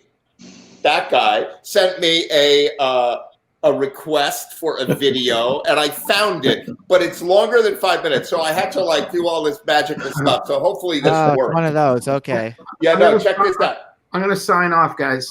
Mike, great to see you. Happy Thanksgiving. Yeah, same here. I got to run back to the family, but Sammy Ed, you're Wags, the you're the best. man. I'll be in touch Really with you. appreciate you calling me in. That was so cool, man. Really appreciate the support. Come on again, Dave, man. Ray, everybody. Mikey, Sherry, it's so good to see you guys. see you, It's been man. too long. See you, Sammy. Happy Thanksgiving. Happy Thanksgiving. Sammy, who did your video? Who edited it? Just a good buddy. Actually, the guy who sang the second verse. The guy with the Okay. dog next to him is Oh, a video editor, actually. So he plays percussion in the band and does professional video editing. So we work together. He did all the hands-on stuff, but I was kind of like over his shoulder, kind of telling him what to do. And it was, it took a long time, but it was well worth it. That's what we were all just saying. We were saying anybody that's done any of these knows how unbelievably complicated it is to make it happen. It's crazy. It is crazy. It was amazing. We wanted to release that like 2 months ago. So.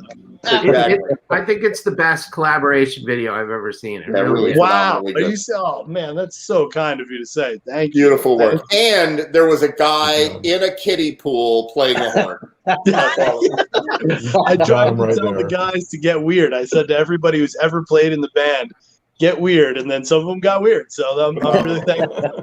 Phenomenal. All right, good to see you, man. Good to see you, So Mike. good to see you guys. Sammy. Thank you. Phenomenal. Super good. All right, so now watch this. Let's see if I can make this happen. Oh, yeah, look at that. We're still there. And here comes Ray Simonelli.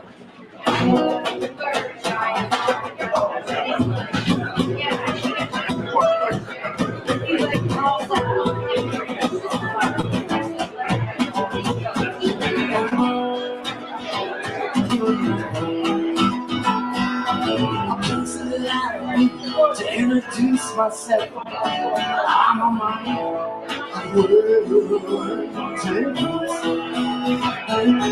been around, I've only long years.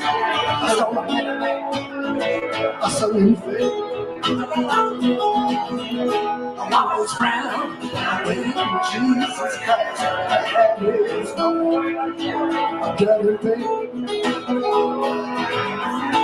ain't damn sure that I'm gonna shake his hand. I see his face.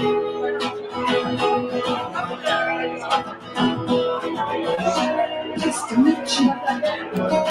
Hope you guess my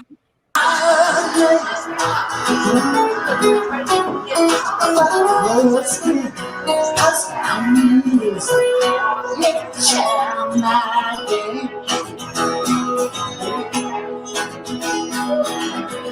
I stuck around, I sent you but when I saw it wasn't time for a check, I kept us all and his minister trying to stay. I still ready. I wrote a tank, no general. I went to Bliss Creek Red, and the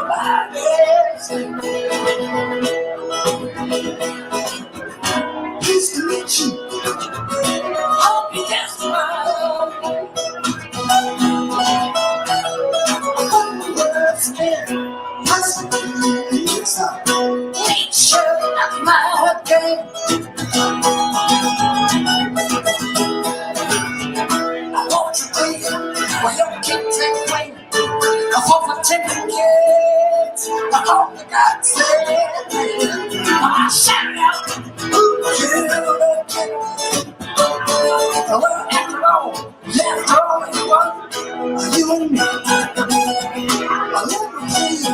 Introduce myself. I'm a minor,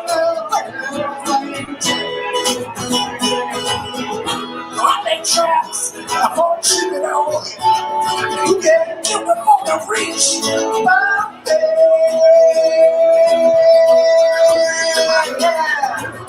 Nice to meet you. Oh, yes,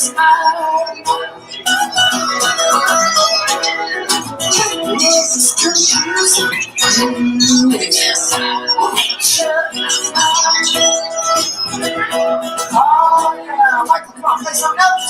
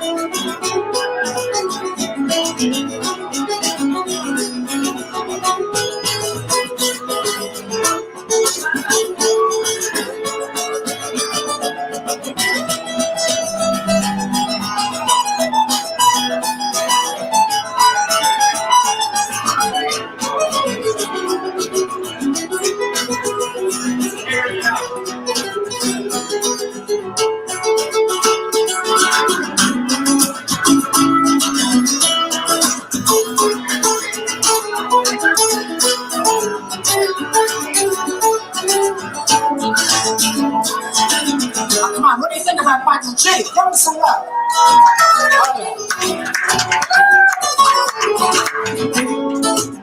Wow, let's bring it down.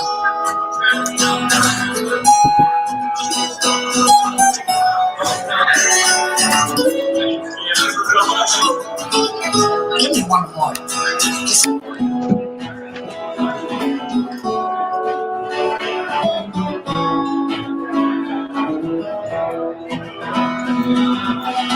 Every car is a criminal, and all your sinners sing. As this is still just only Lucifer, 'cause I'm in need of some strength. And if you need me, have some courtesy, have some sympathy, have some joy. He's all young, well, I am all good. Warrior, somewhere. Yeah, nice to meet you. Hope you kiss mine. What was it? Must be make sure I'm mine. Oh, yeah.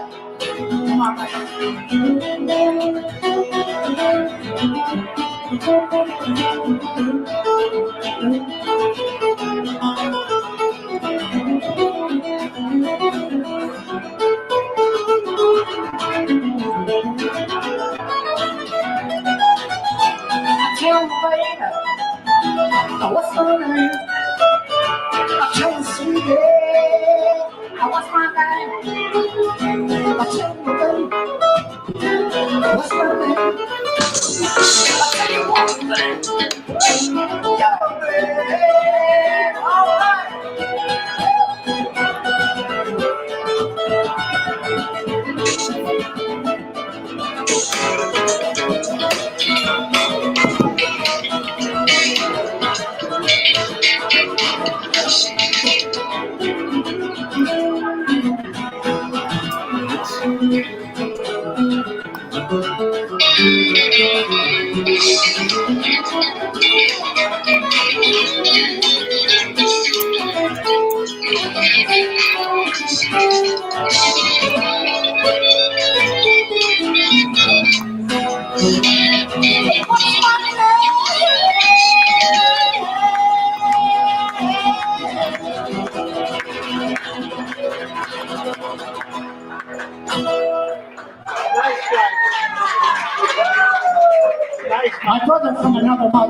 Michael Galgano. Yeah, Mike.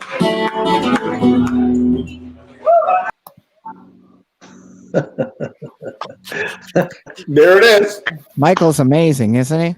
That was fun. That was actually fun. And the weirdest part was to hear an audience, in the background, like talking and hanging out. Yeah. I just found out about that video today. I was at my sister's house because we had like a very scaled down Thanksgiving. Our normal Thanksgiving would be at my other nephew's house between 24 and 32 people. But we got the email like a month ago. That's not happening. So my sister said, well, we can't have a lot of people. It's just going to be you, me, and my son, or my nephew, Rich.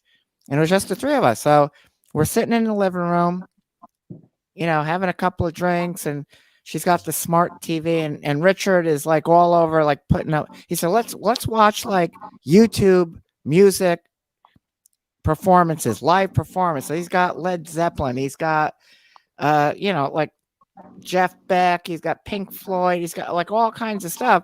And then he goes, hey, let me type your brother's name in here. We're on YouTube, Ray Simonelli. And a whole bunch of shit came up. And that one was there. And he saw Sympathy for the Devil. And I'm looking. I said, that's Michael Galgano. And then I saw Horse Show. I'm like, oh, well, play it. Let's see what. And there it was, So I never heard it before today. But Michael really did an amazing job. Keep in mind, all of that lead guitar was not on an electric. That's all acoustic. And I mean, he's just, well, David,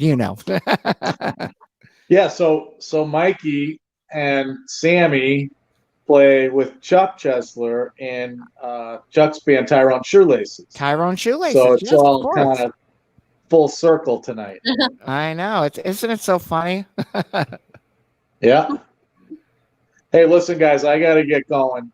Yeah. I got to clean the kitchen. I got to clean up the prime rib, and the mashed potatoes have to get in the fridge, and I know what it's like. See, if we go to the restaurant in Chicopee, then we don't have to worry about any of that cleaning up, right? No. I like that. Absolutely, no. Dave Lindsay, really good to see you. Yeah, you guys as well. Absolutely. Care, Hope Dave. you had a good Thanksgiving, and we'll talk to you soon. Yeah, sounds good. Meanwhile, I will play you out on the following note. Prime rib lovers, it's time to open wide. Really, really wide. Because you've never seen a side of beef, slow roasted, juicy, tender. You, Dave Lindsay, you are that side of beef, okay? Nice. That is all. I've already said too much. All right, check this out. Good to see you, Dave. All right, take care. Oh my God. So for those of you who don't know who this is a short clip that I stumbled across a minute ago, and I'm just going to play it. We're probably, if you're still in the frame, you have to like lean over so that you can be seen. All right, check this out. It's short. It's really short. This is Carl Troutman's son, Andrew, who's been on the show many times. And I saw it. I was just scrolling through Facebook and I saw it. Check this out.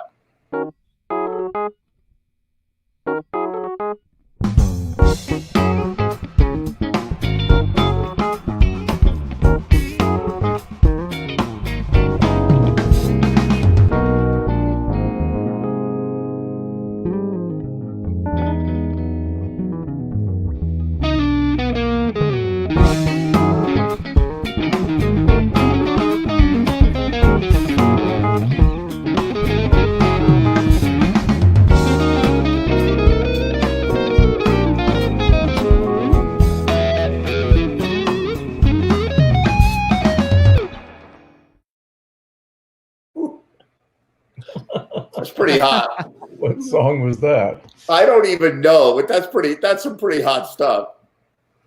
Sounds like We Got the Funk until they hit that slower jazzy part.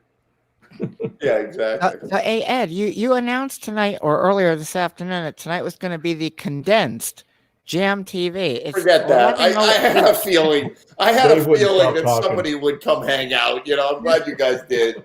It's 11:08. So. Yeah, it wasn't so condensed. No, it's not so condensed. I thought Yeah, it's going to be a slow night. People are eating turkey. They're going to fall asleep watching the game. Like it's going to be but enough of you came, and thank you so much for coming on. It was like it made my day to be able to spend some time with you guys. That's good. I'm falling asleep. All right. Well, I'm going to play this video till the end of the freaking show. If anybody wants to check out, do it. If you want to hang out, play it. Really good to see you. Happy Thanksgiving, everybody. Happy Thanksgiving. Hey.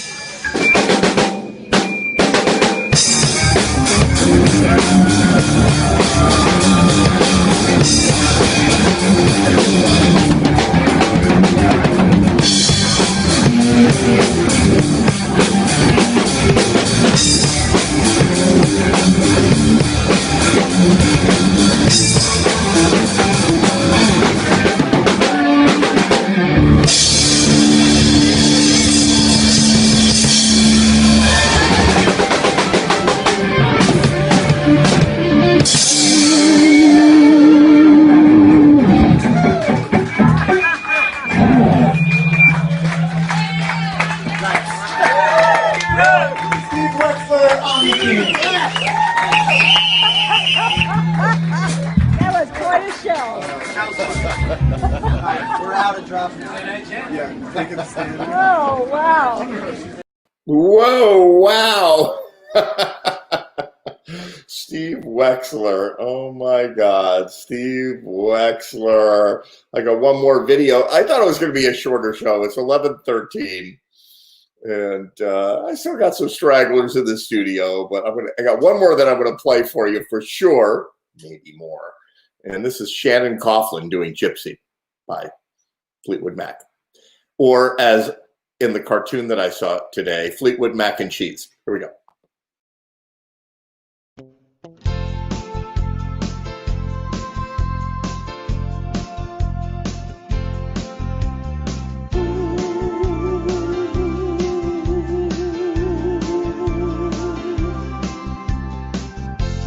So I'm back to the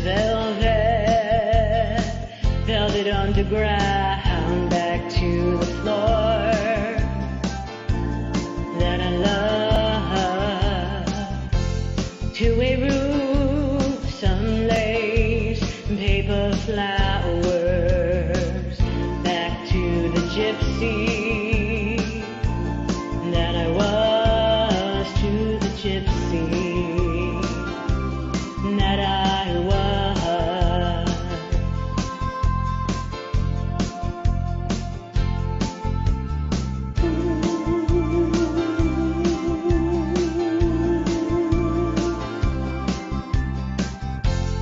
And it all comes down to you. Well, you know when it does, then lightning strikes. Maybe once, maybe twice. Oh, and it lights up the night, and you see your gypsy. Oh, you see your gypsy.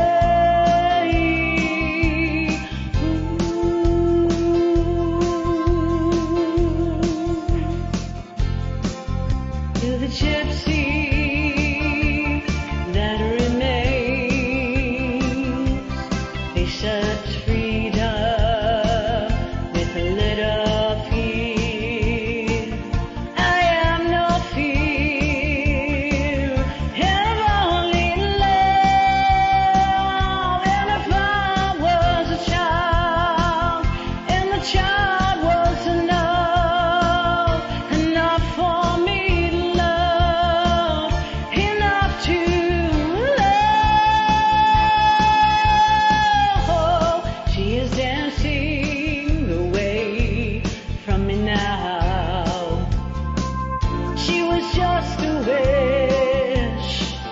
She was just a wish. And your memory is all that's you left for you now. You'll see your gypsy.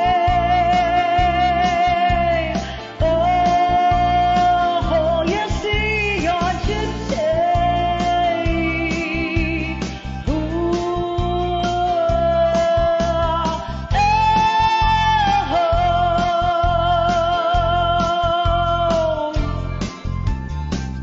Lightning strikes, maybe once, maybe twice.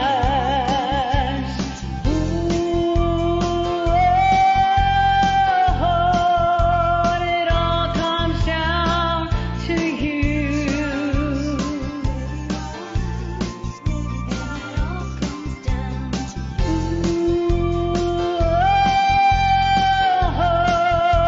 It all comes down to you. And it all comes down to you. Ooh, you see your gypsy.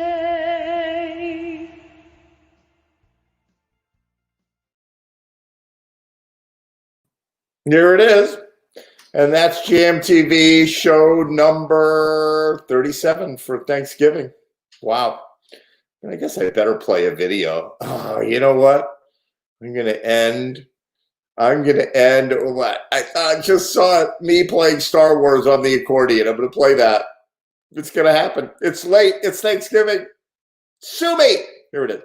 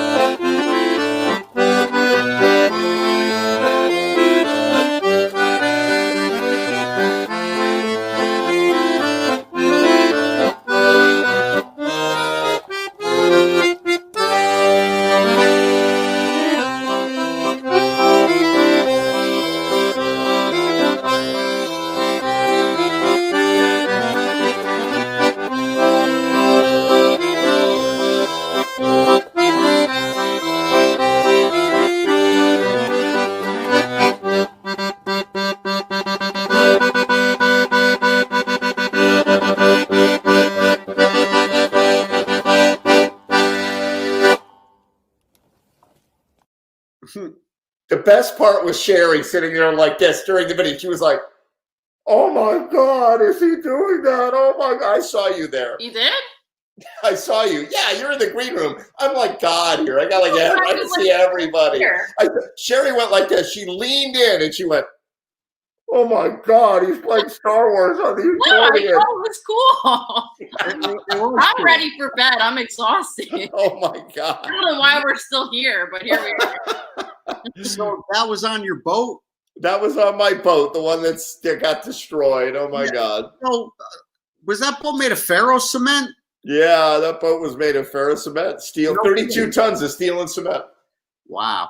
Well, after all this, and next summer, you got to come on our boat with us. I'm ready. I'm ready. And I picked up another boat. I don't know if I told you No, guys. you didn't. Well, I saw it. I think we saw it on Facebook. We or saw the something. sailfish. The sailfish. I picked up a sailfish. Yeah, exactly. I haven't sailed it yet. It's sitting in my driveway. But Well, either you bring it down here, or I'm going to throw my dinghy on the car and bring it up there, and we'll race around your little lake. Absolutely. That sounds like a plan. Fantastic. All right. Good to see you guys. We'll be right back. Happy after this. Thanksgiving. Happy Thanksgiving. Happy Thanksgiving, everybody. Bye.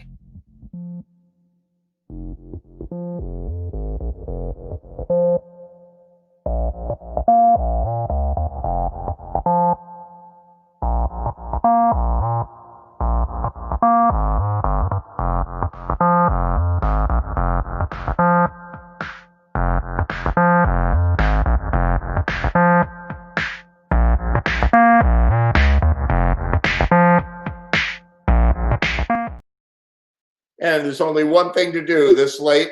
We're going to keep the show going until the bitter end. Here it is.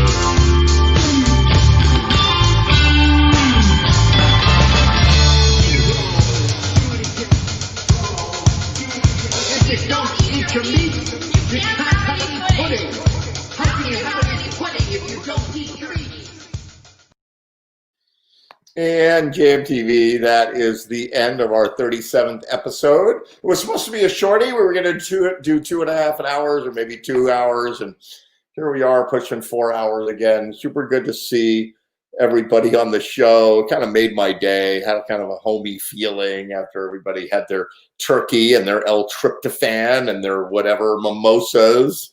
And anyway, really super good to see you. And I will see you next week, show 38 on GMTV. Have a good one.